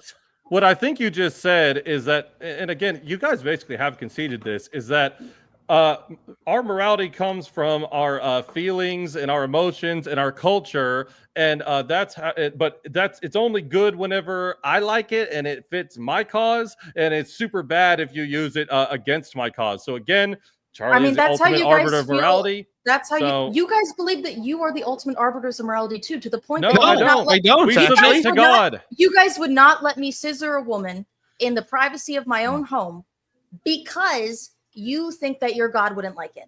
You guys are acting as the ultimate arbiters of morality, and it's oppressive. It is oppressive to force your belief in your objective morality. We're getting somewhere. Hold on, it's like Charlie. What if my religion was to, let's just say, have good times with the youngins, right? Would you stop? Would you be oppressive to my religion? I would have empathy for the children that are being harmed by your religion. But what if they're not harmed? What if they love it? Again, why we don't allow people to practice Sharia law generally, in the sense where they kill their daughters who get raped. I mean, what if they love it is a crazy thing to say. I think that we have oodles and oodles of research on why this is inappropriate. However, in our society, this was also not always the case. We used to let children suffer horrible things. Again, the 5-year-olds in coal mines. People usually did not give a fuck if kids were getting touched. in many noble families, children were being married off at very, very young ages. And I would wonder if countries that, believed in the Orthodox Christian Church were practicing that as well. And now we realize that that is wrong because we have broadened our application of empathy. We have understood that children and teenagers are vulnerable individuals that need to be protected. We have empathy for them. We have. How do you know that it's broadening the application of empathy and not just broadening the application of a moral standard? Or the understanding of biological reasons for why we put the age of because again, I believe that our morality is derived I believe that morality is objectively derived from empathy and mutuality. Objectively? It's objectively derived from that. Yes, no, I said that in my statement. So you do have. Is it objectively subjective? So you need them. So you need an objective standard in order to have morality. I really don't care what your objective standard is. I just need to get you to admit you objectively either need to have empathy or mutuality. Why are those the criteria that we have to have in order to have morality? Because how the fuck else are you going to develop a moral code? Well, what makes you can outsource it to God, apparently. I guess you can outsource it to God. But again, moral code. Okay, Adam and Eli, if God came down from heaven and told you, answer my question first. You guys need to go grape and murder children. Answer my question first. Would you do it? Would you do it, or would you be uncomfortable with it? Would you be uncomfortable with it because you have been raised in a society in which that is wrong, and you have empathy for children, and you don't want to every harm question them? you asked, dude. No, I answer your questions all the time, bro. You haven't answered any of my fucking questions. You just don't like my questions, man. You don't like them. You don't. No, like they're my not answers. an answer. That's If I ask okay. you what day of the week is it, and you go, it's fucking purple, that doesn't tell me shit. No, you just don't like my Wow, answer. good one, dude. Well, what I will say that happens is I would like, I guess it's, as far as cross-examination goes, I think that sometimes we get one question out and then there's an answer, but then that answer requires another question, but then there's kind of a gish galloping where we don't get to follow through. Because what I think happens in your position, I keep asking, why is something bad? This is the is from the ought thing that I talked about in my opening, right? I fucking told you what my ought is, dude. No, not really. Because let's play a game. I'm gonna do something that you'll probably find very annoying. Okay, but Okay. I'm just gonna keep saying the word why. Okay, so when you say it's bad to outlaw homosexuality, why? Because it impedes on someone else's freedom. Why is it bad to impede on someone else's freedom? Because we should be allowed to do what we want. Why should we be allowed to do what we want? So that we can live together successfully as a society. Why is it good to live together successfully as a society? So that we don't die. Why shouldn't we die? Why are antinatalists wrong? That's crazy. Why shouldn't we die? Yeah. We have an instinct as a species to survive. There Why you go. should we Instinctively, follow our I feel no obligation. I feel no obligation to justify why I don't. Oh, sorry. Why I don't want to understand die? you feel no obligation. Yeah, but when I don't feel the obligation to justify that to you. I just don't. I don't want to die. If you want to kill me, then we'll have to have some words at best. But like, at the end of the day, like it's no one's getting. We don't have to justify not wanting to die. Most people don't want to die. Everyone in chat knows they don't want to die. Some of them might want to die. I encourage them to call suicide hotline. But why is that good? What if that's actually just extreme cowardice? Okay, What if let me do this back to you. Why is your do it. Orthodox Christian dogma right? Because it was given to us by God. But how do you know God is real? Divine revelation. And logic. What do you mean by divine revelation? The divine revelation that he gave to mankind. That, and as Adam said, there are philosophical justifications and evidence for the impossibility of the contrary for God. This reality that we live in. Well, yeah, why do you trust that? How do you know that's real? It's logically sound. But plenty of people who are very Why do you trust logical logic? disagree. Because it's grounded in God God. gave me a rational mind. And Yeah, but why logic did God itself give is it to you? grounded in God. Because I actually logic can itself is justify grounded in knowledge. God. I can justify that just. What if based on Satan God. is lying to It you? doesn't sound. It sounds like you're now running into the What same if this is situation the devil we are. deceiving you? No, because every single Because it coming can't down contradict to. itself. If it contradicts itself, it can't be. It can't come from God. So did you notice, Ryan, how you refuse to give a justification for why we shouldn't die? And that's why I wanted to go down this tunnel, because eventually you'll throw your hands in the air. When you ask us why we shouldn't die, It's because we have a divine calling. We were made by God, and we have an actual ought behind these. You guys have. So to be clear, I didn't say that I'm not going to give you. I said I don't want to die. I don't, and everyone in the chat knows they don't want to die, and we don't have to justify to you why we don't want to die. That's what I said, actually. Yeah, you should have to justify that philosophically. Justify it. Yeah, suppose I don't want justify. Try and do something about a bitch. I do feel strongly that you need to justify and whatever. This well, is and a again, good time, we can use. I think I feel like we're gonna run into a circle here momentarily. So I'm just gonna be preventative maintenance, and we're gonna go into closing statements. We'll read and respond to some super chats, and then we'll open the panel up, and I think we'll be able to flush out a little bit more. What do you think? Everybody agreeable? All right, Charlie, would you like to kick us off with your closing statement, please? Shit, I didn't think about what to say for my closing statement. I think that morality is subjective, and I believe that our morality is formed upon pro-social traits that we evolved to have, such as empathy and mutuality. The act of negotiating our individual moral codes is how we become better as a species, and I think the more pro-social we get, the better. Thank you. Ryan, to you, sir. Yeah, so they've been saying throughout that without some single objective metric for good and bad or good and evil, then we're not engaging in morality. But history shows that even those claiming an objective standard have always relied on the same process that we defend, which is interpreting principles, applying them to real situations, and revising when harm is revealed. Our model doesn't pretend there's a cosmic ruler everyone can agree on. It works because it's built on what all humans actually share: empathy, mutuality, and the responsibility to care for each other. That's how morality has always worked all throughout history. And it's the only kind that's ever driven moral progress, especially when faced with oppressive structures that tell us to deny those shared reality or those shared feelings because the creator of the universe doesn't like people scissoring or whatever. Thank you, Ryan. Adam, to you. Yeah, so the argument tonight was that morality has to exist as a transcendental category. We couldn't even get into any of any of the arguments for the fact that morality has to exist as a transcendental category, because from their worldview, it's just empathy. And it's like, well, how the fuck do we even measure empathy in the slightest? And it's like, well, I feel like you're being empathetic, and I feel like you're not being empathetic, which doesn't tell us fucking anything. It's just all about how I feel. Well, how you feel is not a transcendental. That's that right there. Feelings are subjective. I will 100% grant to you that your morality is subjective because it's based off of your fifis. Well, we don't give a shit about your feelings. We want the truth. Your fifis don't dictate whether or not the sky is blue, the ocean has water in it. That would be a transcendental objective truth.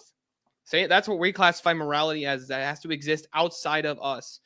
You guys couldn't even demonstrate that, anything exists, and you can even justify any kind of a knowledge claim whatsoever. It's just my feelings and my preferences. Well, nobody cares about your preferences or your feelings. And I'm hoping to have fun in the open panel. Thank you, Adam. And Andrew said you have a really nice hat, by the way. Eli, to you, please. Hey, I think that I feel like we got levied some condescension from the other side regarding our faith, so I'm going to dish out a little bit back. I think that the actual root of the issue here was a little too high tier for the opponents. I mean it respectively, but I would definitely look into what it means to justify a claim, to have an epistemological foundation for a claim, because all we got there a lot of ises, not a lot of oughts. We were told that the UN is the central negotiation palace where all of human morality will hopefully one day, once all the negotiation is done, give us our standard for morality. But again, they're not understanding that by their own metric. And I'm glad to know that Andrew might be listening, because I didn't want to just steal somebody else's argument, even though, he already totally demolished their worldview in the past. But basically, if anybody else uses their standard, they can just defeat their premise instantly. just by saying, well, we came to a negotiation table over here and we came to a different conclusion. And I was told that because of my small-minded Christian brain that I just can't understand that there's complexities and nuances in the world. I would argue that it is by the very virtue of there being complexities and nuances in the world, most people want to be able to objectively identify evil in order to be able to root it out. This requires a distinction between good and evil. Our side provides this, their side does not. So let's I've been sober for the formal part of the debate. I'm gonna crack a cold one and let's argue with some fools. Come on. Well deserved. I'm gonna go for crack all a of cold one as you. well. I'm gonna go Well grab one too. deserved I'll be for back. all of you. Go for it. I am now dropping the open panel dumpster fire link into the chat. If anybody would like to start shuffling backstage for open panel, we will get through the super chats, and then we'll go ahead and open her up. If you want to, Charlie, if you wanted to step away and get a drink, feel free to do so. You earned it. Okay. First, real quick? What's that? Because I know she's watching. Woman, can you get me a beer? That's funny. New Guys is enjoying his new membership. Sarcastic Saint gifting out 5 Raging Tomato memberships. Congratulations to you, lucky lottery winners. Evan Lord, who is backstage per usual, says, Sarah, you are a biased mod. You love dogs, but you snub cats. My kitty Pepper is a dapper gentleman and is worthy of appreciation like Umbreon. Thank you, Sarah. I love all animals. I just prefer dogs over cats. D the Degenerate says, congrats on the 15K, 50K by Christmas. Let's manifest it now. We have 1 million subscribers and I make over $1 million a year. That's how I'm manifesting every day. I think that through. Red Door Woman with a $20 super sticker just to say, I love all of you. Great debate. Enjoyed the conversation.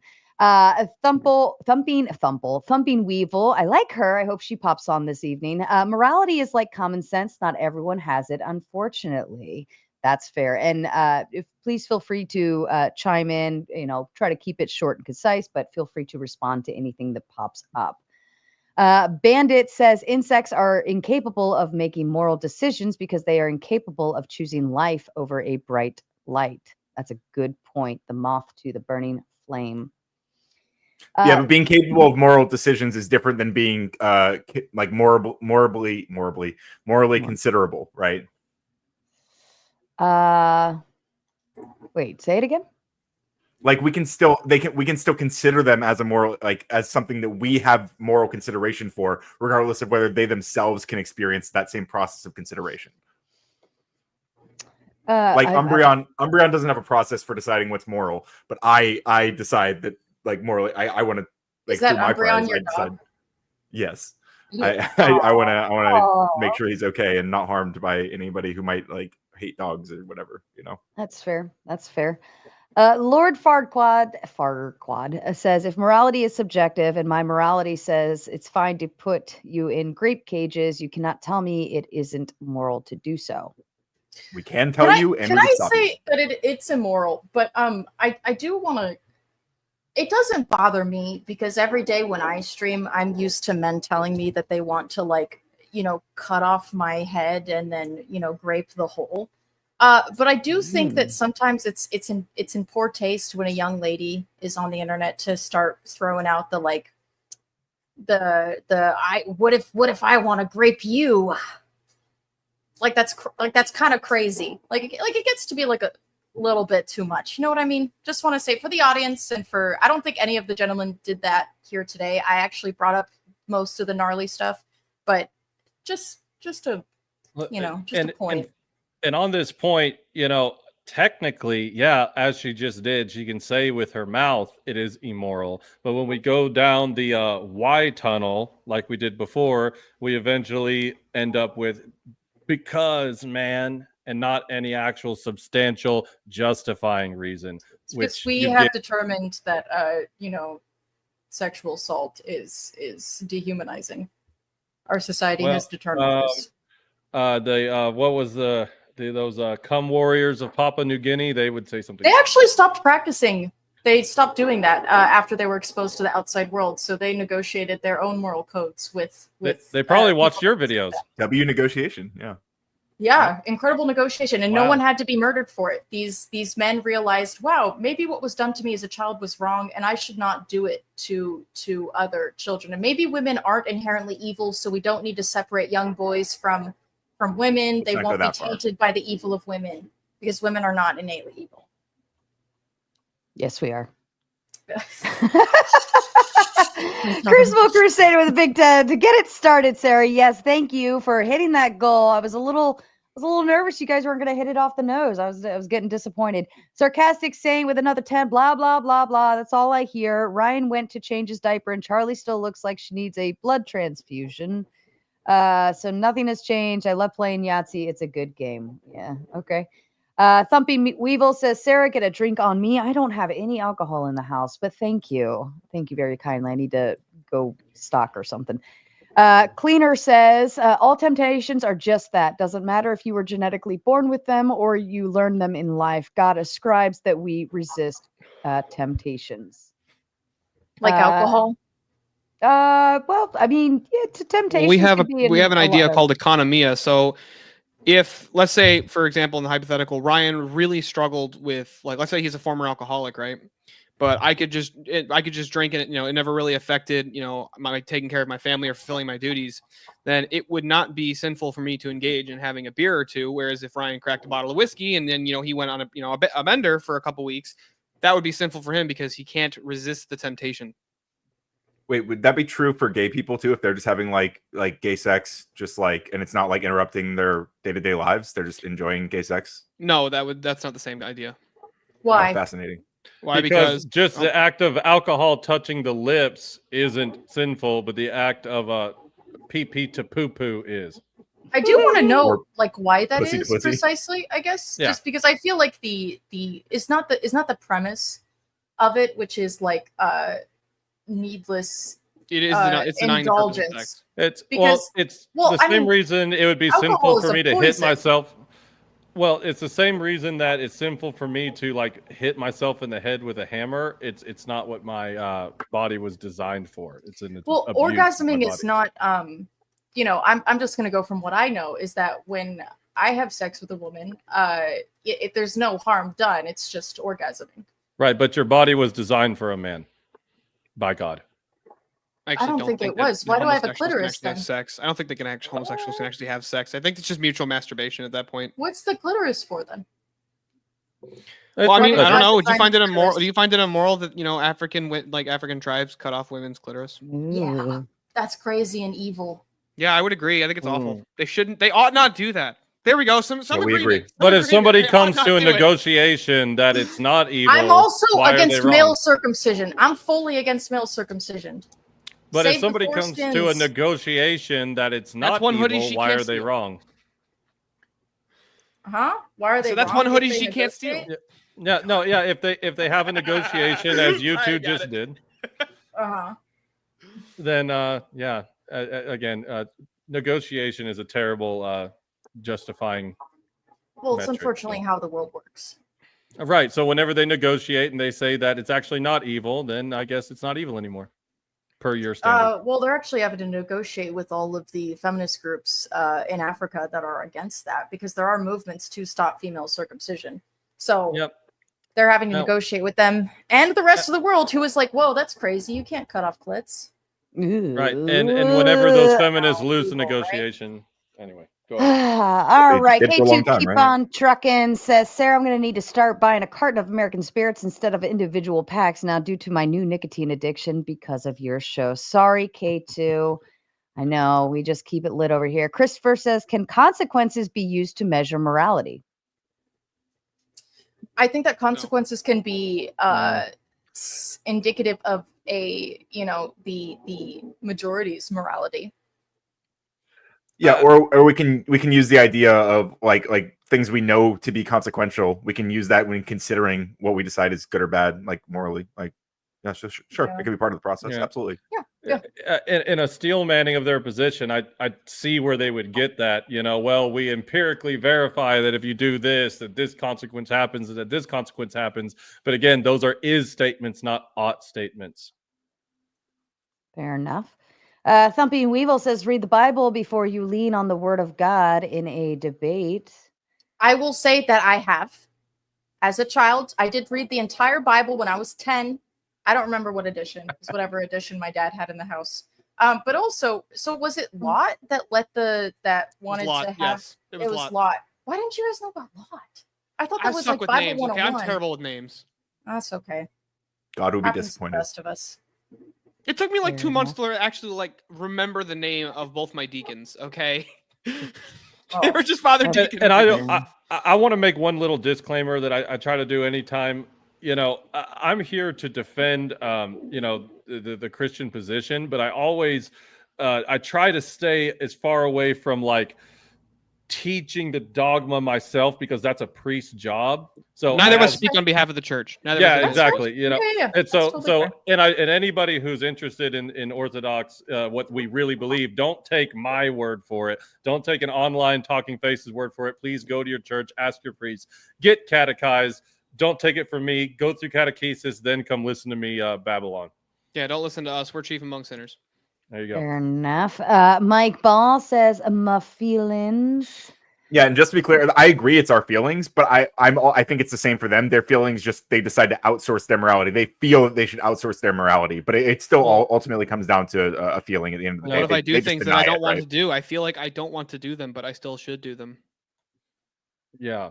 Yeah, the Orthodox, this is what I think the biggest misunderstanding is that when you really do get into specifically Orthodoxy, it's all about asceticism, fasting, denial of your initial impulse, feelings. Yeah. So, I mean, it's to think that we just all feel this oh, man, don't gays just suck. Yeah, let's all get together. And, it's actually an introspective, trying to...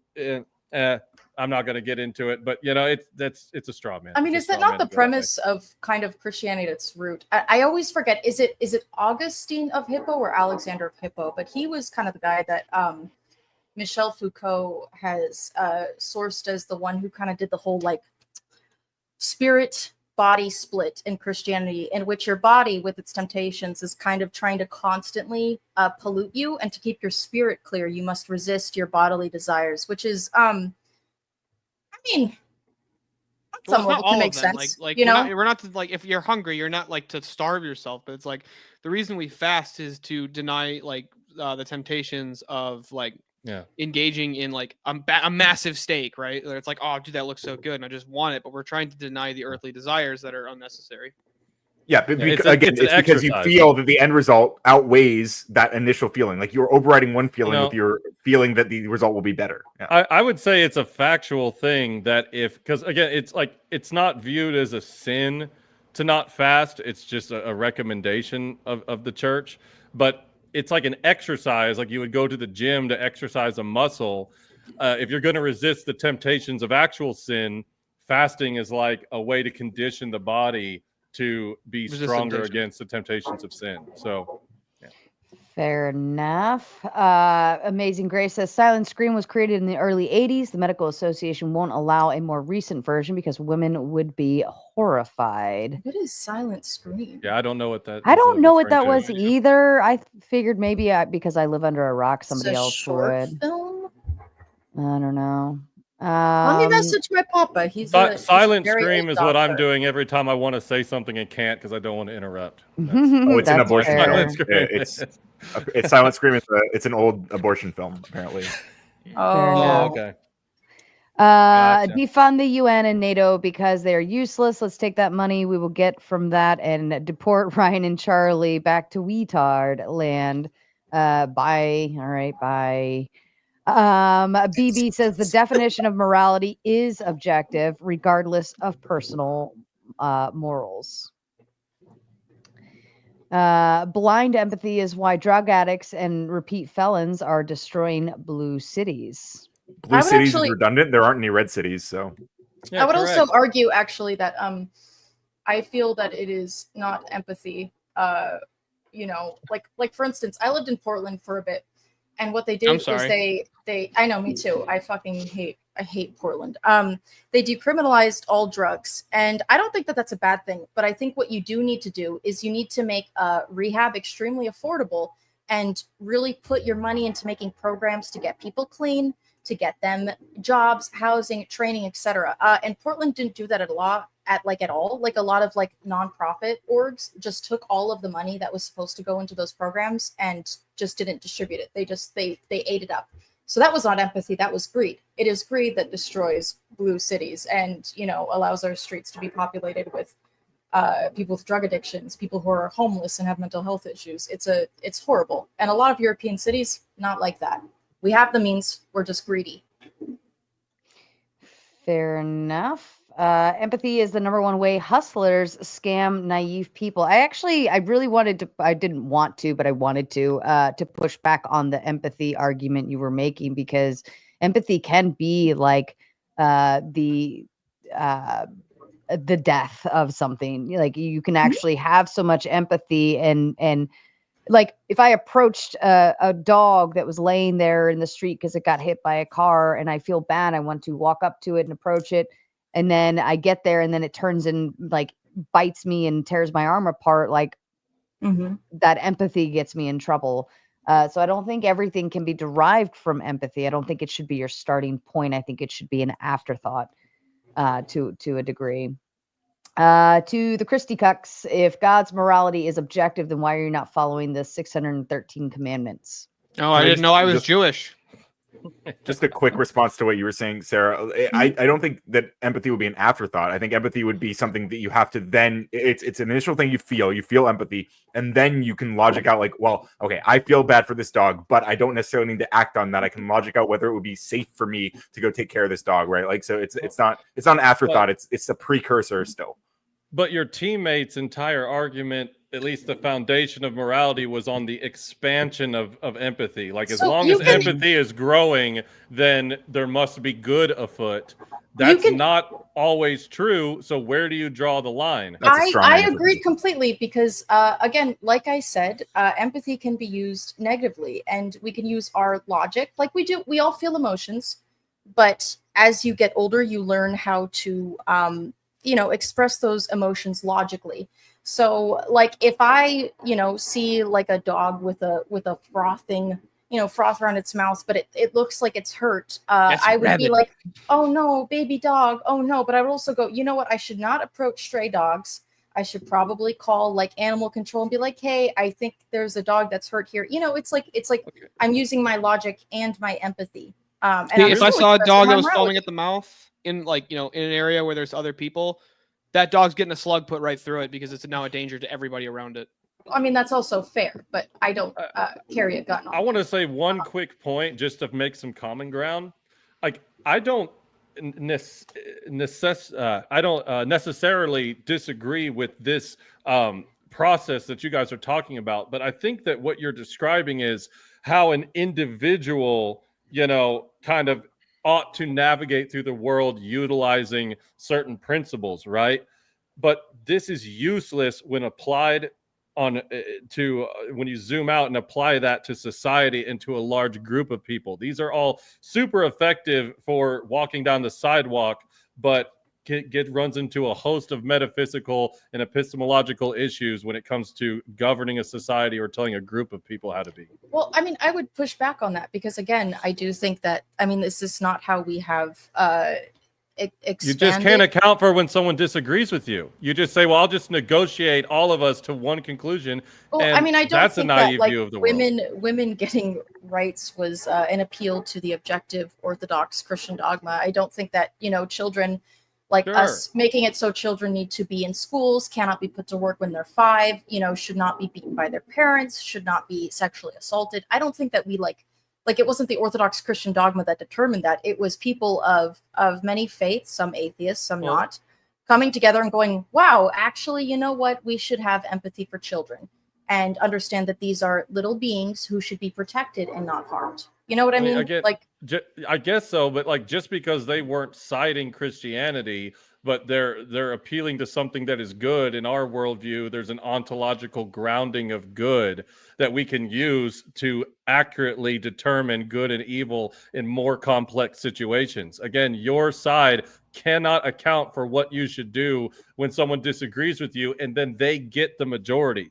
Like, as long as you're in the majority, you can say that you're doing fine. But the second that your personal definition of morality is in the minority, you don't actually have anything to appeal to say why they are objectively wrong. Well, we can I start would by throw a protesting. fit. I mean, I'm protesting. not It is because I great. feel that empathy for whatever group or people that I am protesting for so strongly that I want this to end. Well, good luck with that. Fair enough. I mean, that's how we get everything.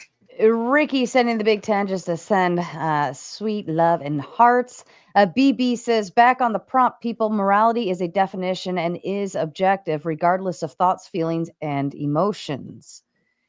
Obviously, we disagree. Jeff says, if morality is subjective, they are arbitrary and therefore they don't exist, just whims. We don't No, exist. because we can absolutely They differentiate. meant morality between doesn't exist. Yeah, my but whatever you argument. claim to be your morals. No, They but only we can exist in your head. They don't exist outside of your head. I mean, yeah, it's a construct. Right. It is a construct that we invented in our brains and then all agreed upon together. Except we don't all agree Like upon it. language. Not even close. Well, yeah, of course, yeah, but we all agree that morality exists. That everyone that there is morality in the I world. don't agree that you actually believe morality exists the way that it does exist. I disagree with I you. think Yeah. that we're going to have to disagree then. But it's a Yeah, we don't construct. agree with your proprietary definition of It's morality. not something so- that we can No, feel with our hands. Again- a tree we can feel with our hands. Yes, our idea of it, the word for tree. But- Yes, those are constructs, but I cannot touch morality. Where do No, I touch it? Where do I touch it? Words are wind. We never claimed that it was something that it can be empirically demonstrated as well. The metaphysical. Empathy doesn't have to be malicious in order to be harmful. Are you really going to go hug those bear cubs in the woods?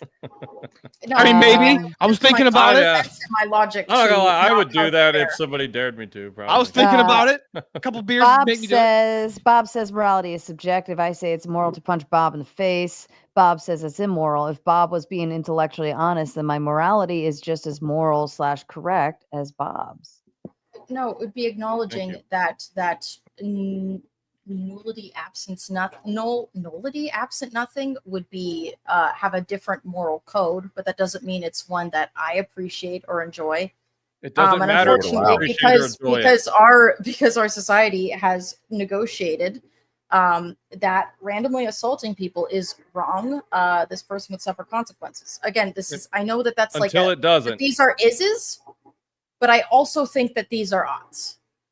Fair enough. To the sad Christicux, without going to the Old Testament, cite one verse in the New Testament that promotes procreation. I guess there's not one like Genesis that says directly to be fruitful and multiply, but what the fuck does that prove? I mean, we take both, so it talks about how to, accurately love your wife and how to be respectful to your wife, and there's procreation all bound up in that. So, Amazing Disgrace says empathy never built a nation, nor will it sustain a society. I think empathy can Not be a true. very big weakness.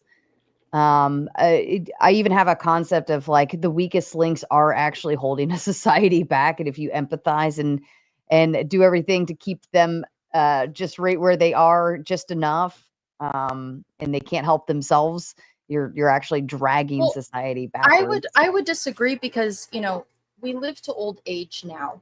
So at the end of the day, mentally and physically, we will become weak. And I don't think that means that, because like my grandparents may not be able to walk as well as they used to, maybe can't walk at all, or maybe their brains are a little bit more gone, their hearing's gone. I don't think that we should like execute them for holding us back. I think that we should love them. I also feel that that's like, is that not Christian? Will the meek not inherit the earth? Now you're utilizing the morality of Christianity in order to prevent us from killing our grandparents. Congratulations. Well, no. I'm trying to demonstrate to you that your worldview does seem to emphasize that we should care for others, even if they're not productive members of society. That we should care for the meek and the weak. No. Well, yeah, but from your worldview, if the consensus came up that we shouldn't, there's no you can't tell them that they're wrong. And we No, can I would say that justify why. it's not an adequate application of morality, and I would raise a fuss because I want my moral code to be the moral code of the world, just as you want your moral code to be the moral code of the world. Even if you're appealing to God. Admission. Listen to that admission. It's not I mean, it's our also moral yours. code. I don't own. I don't your position. You don't own Christian ethics. It is your position that you have subjectively, as an individual, decided to believe. You It's have not located in my mind. Well, It's located outside of my even if mind. that's the case, that I subjectively You have the free came will. to it. You have the free will to believe these You things. or literally not just believe these admitted things. you wanted to impose your view on the entire world. Like when you talk about arrogance, you really think you have it all figured out and you need no help. Hold on, because it would be continued negotiation. It would be Charlie, is continued your flat- negotiation. 3 more. We're opening the panel, and then you guys can have some fun. Q-Tard says, I cook bacon in the microwave. I believe this is 110% immoral. What say you? You should burn in hell. That's Q-Tard. 1,000% I'll allow it. No, Yeah. that's down home. That's straight down hell. mama used to do it, That's baby. unsanitary. Isn't that kind of like? No, you know what Wouldn't my the meat mama you did? cook You know what bacon? my mama did? She cut 2 triangles in a paper plate and pushed them together and put paper towels over that sucker. And when that freaking microwave was billowing out steam, I knew it was time to get up. Let's go. I'm with you. God, Where are just you put it in- What the fuck's wrong with you people? We was you poor. burn. Now I like putting it The in bacon the, did burn the sometimes, oven, actually. actually. But That's even worse. I take the microwave away. No, It's no. gotta be fried. trust in me. a pan No, from there slow with the cook ham it. and the egg. Slow cook it in the oven. Trust me. Put a sheet out. Like That's how my mom makes the bacon. That's why I mid-level like it when my heat. dad makes breakfast. It's way fucking better. Oh no. Wait. Do you have a Sarah? Do you have a link to the open panel thing? Yeah, I can drop it in Do the you back mind if I chat share for it you. with my It's audience? the same link. It's the same link that I sent to you, if that makes it easier. Okay. But I'm gonna- Oh. I'm gonna Bring drop on the it in the- horde. Bring on the horde. Oh no, I'm streaming on Kick. I'm streaming on Kick and YouTube today, so it's much smaller. If they try to Um, jump in right now, it might tell them it's full because I know I got a full backstage right now. Yeah, I but got a that buddy doesn't- backstage who's trying to join. Or Yeah, he's not it's backstage. He's trying to get there. the little thing's been going off like the last 20 minutes, just people trying to jump in, but it's full, and I got a lot of seats back there. It's just full. Brainbender says, Sarah, you do well at controlling the panel and over speaking so we can understand and follow. I hope I do, and I hope I do agree. it well enough. I agree, Sarah. The way I explain my show when people ask, so what kind of show do you do? I'm like, I just yell at people and tell them to shut the fuck up. It works. Last love one. Nicholas says, legalize all drugs to tempt addicts, then use the very money they spend on a free rehab instead of just denying them the drug to begin with. Well, the issue with that is that like people will, if they have an addiction, they will seek out drugs.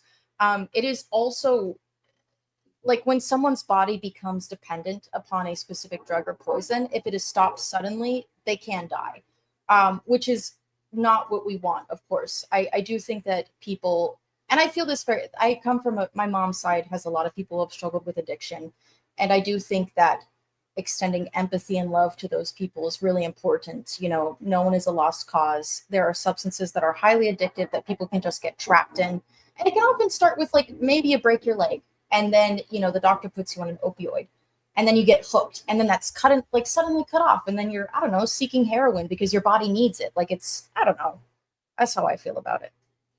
That's You could be based like my dad and just say, nah, fuck that. I'll just deal with the 5 herniated discs. That's what I do. That's I herniate- insane. I slip a disc at least every 3 months. I have a herniated disc too. I've never taken Sarah! it. I've been there. Then Hey, I was you there. It know- happened to me a couple years ago. Worst pain of my life. It's what I did a couple weeks Daily ago. sciatica, man. Really pushed it out. The sciatica, ooh, it's the worst when you feel it in your knee. So bad, dude. Uh, Check out God. Bob and Brad. all Bob time and Brad on YouTube saved my life, dude. I had no medical coverage or anything, but Bob and Brad on YouTube literally changed my life. I could not move, or I had to move. I had to walk for like 2 months straight because I couldn't sleep. Like I just had to walk around constantly to alleviate the pain. But Bob and Brad helped me out. Jesus Ice Christ, on the back, feet up on a pillow. It usually does the trick. All right, let's kick I off get the drunk. open panel dumpster fire. That can help because it actually relaxes your muscles, and that is the part that actually is triggering the nerve. It's not the herniated disc. That's not the problem. It's the It's a muscles cycle. spasming. All right, let's fuck it up.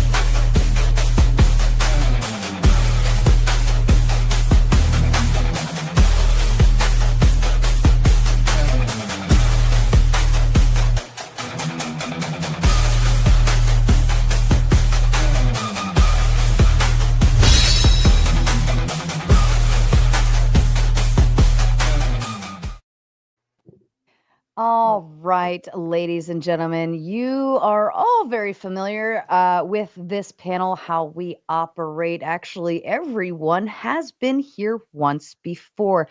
That means I shouldn't have to fucking tell any of you my rules because you already know it. Sean Wick actually just joined us for our last chill stream panel. Welcome back, Sean. You're ready to take on the brute force of the open panel dumpster fire. He had it nice and easy last round. But you all know interruption, bad. It's like talking over me, bad. If I'm reading a super chat and you start yip yapping, bad. If you keep talking up against me and being disrespectful to me, very bad. I am not here to be your enemy. I am here to be your friend. Choose wisely or fuck off. All right, I'm going to go ahead. Corinth, you were the first one backstage. Go ahead and kick us off, sir. Sir, is that like bad in an objective sense or a subjective sense? You want to find out? No, I don't. Okay. Eli, the definition you gave for morality earlier, it seemed to be the delineation is between good and bad, not on if the system is true and if the system's not true. This would allow for subjective moral systems to be moral systems still, just trivializing the prompt. No, I disagree. I think that subjective moral systems cannot make a distinction, and the definition requires a distinction. I mean, they're giving the distinction between good or bad in the subjective sense relative to whatever normative standard they put forward. But if good and bad can just be switched around and you can inject in a different one standard. thing can be good and one thing can be evil, then it's not meaningful. Sure, that's in a different standard. Technically, is it technically? Yeah, well, I think it has to be meaningful in order for it to apply in the ways that we apply morality. It's still meaningful. If we take this thing, it implies this other thing. This is giving us antecedent consequent relationship of the moral system here. No, you're just saying this thing isn't an objective system, which trivially it's not. Well, this is on the presupposition that good and evil are also subjective, right? So, like, you can't make a distinction between good and evil if one person says one thing is good, but another person says it could also be evil. How do you determine who's correct between those systems? They're not universalizing it. They're still making the distinction within the system, and that's the point. All it's doing is taking within the system. So, it's not making again, this is why it's not meaningful. Standard. This is why it's not meaningful, because if one person can determine one thing is good by their standard, and then another person can determine another thing is evil by their standard, there has to be an objective rule breaker in order for it to be meaningful. Why does there have to be an objective rule breaker? I can give you an easy case here. I am X amount of feet from Ryan right now. You are X amount of feet from Ryan right now as well. These are both objective things. We are both there. We're just not universalizing it. Yep. So within the system, we're making the distinction there. But this doesn't maintain across all cases. This would be a case of it being subjective in terms of it's indexed to a given subject or an index to a given normative system. Well, are you using measurement in order to determine how far away we are from Ryan? I'm using units, just carte blanche unit. Right. So in the subjective moral system, there is no units. It's just feelings and preference. That is and a unit. Well, it's not a meaningful one because You if can it- say like, it's if not I- meaningful, but this is well, going to just get into value theory. You just so disagree here's on what I'm getting value at. Here's what theory. I'm getting at with your analogy here. So if you say you are X distance from Ryan, and then I come up and say, no, really, you're at, like, you say I'm 5 feet from Ryan. I come up and go, actually, no, you're 20 feet from Ryan. How do we know who's right? Oh, we're not saying I'm 20 from Ryan, because that's just saying, well, internally to my own system, I'm incorrect on a thing.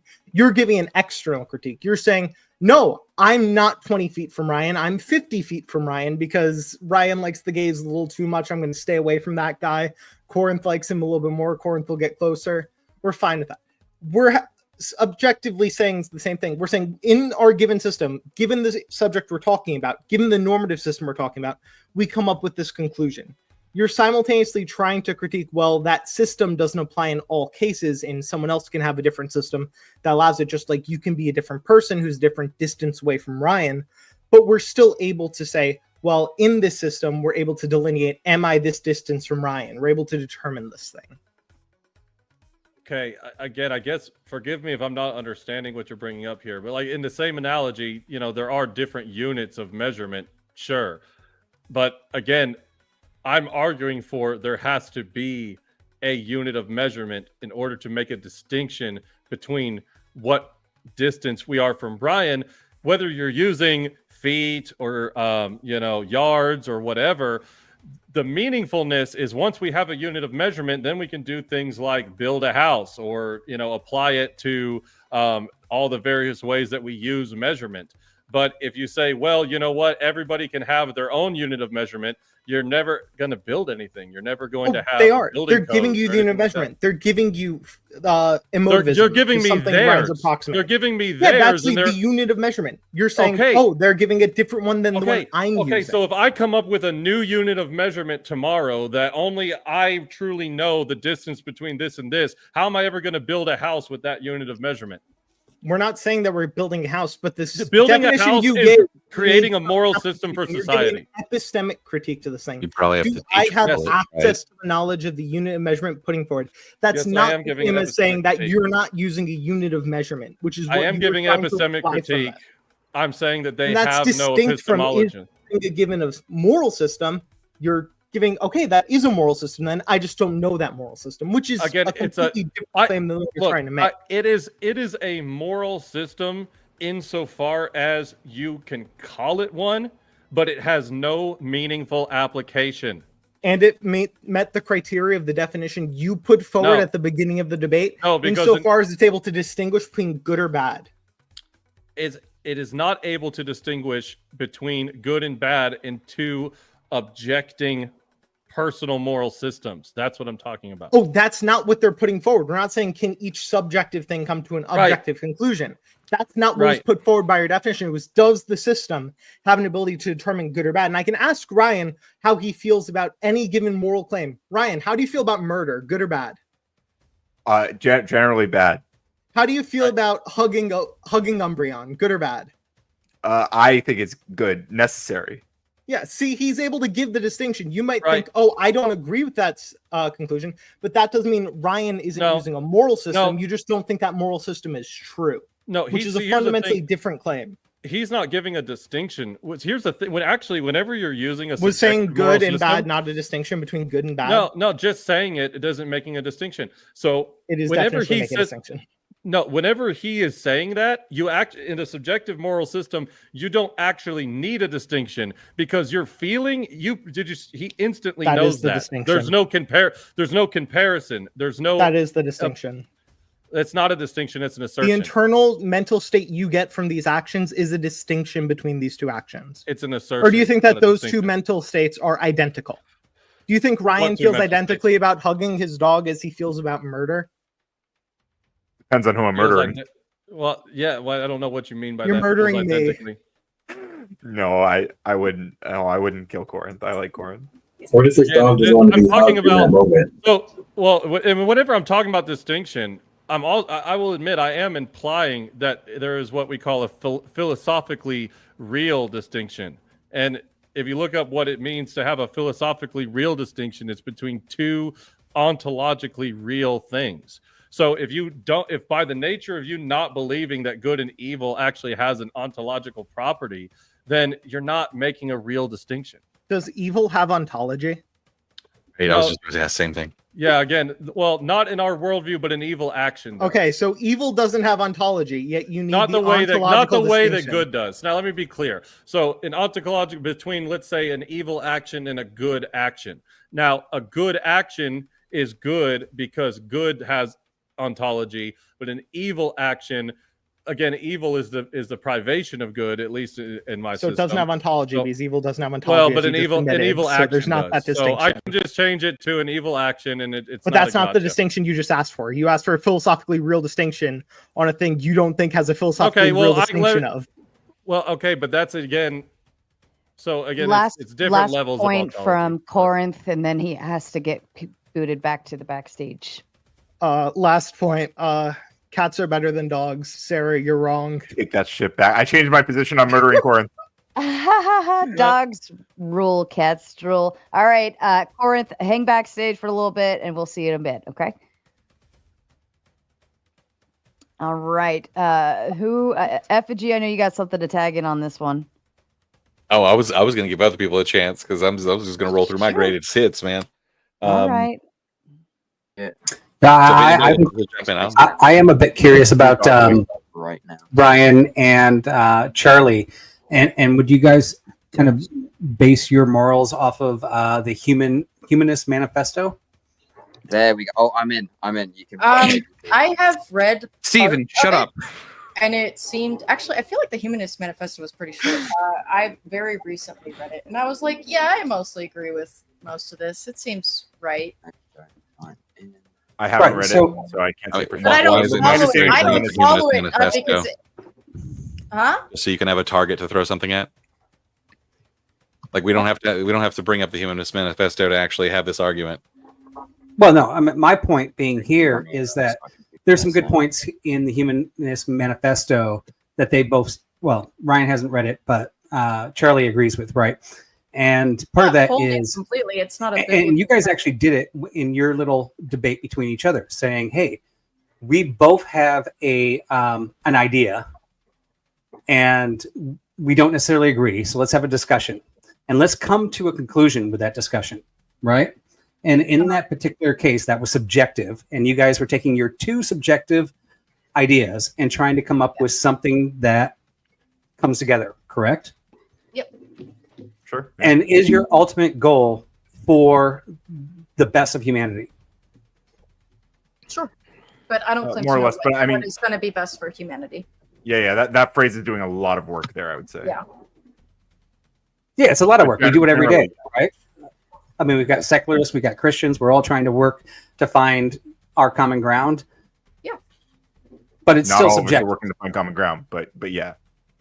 And would you not say? I mean, you would think that my ideas are subjective. So, but ultimately, would you not think that there's an ultimate objective truth that you're coming to? Because based on what you guys are doing right now, is saying, hey, there's two of us. We're trying to come up with our subjective ideas and our commonality.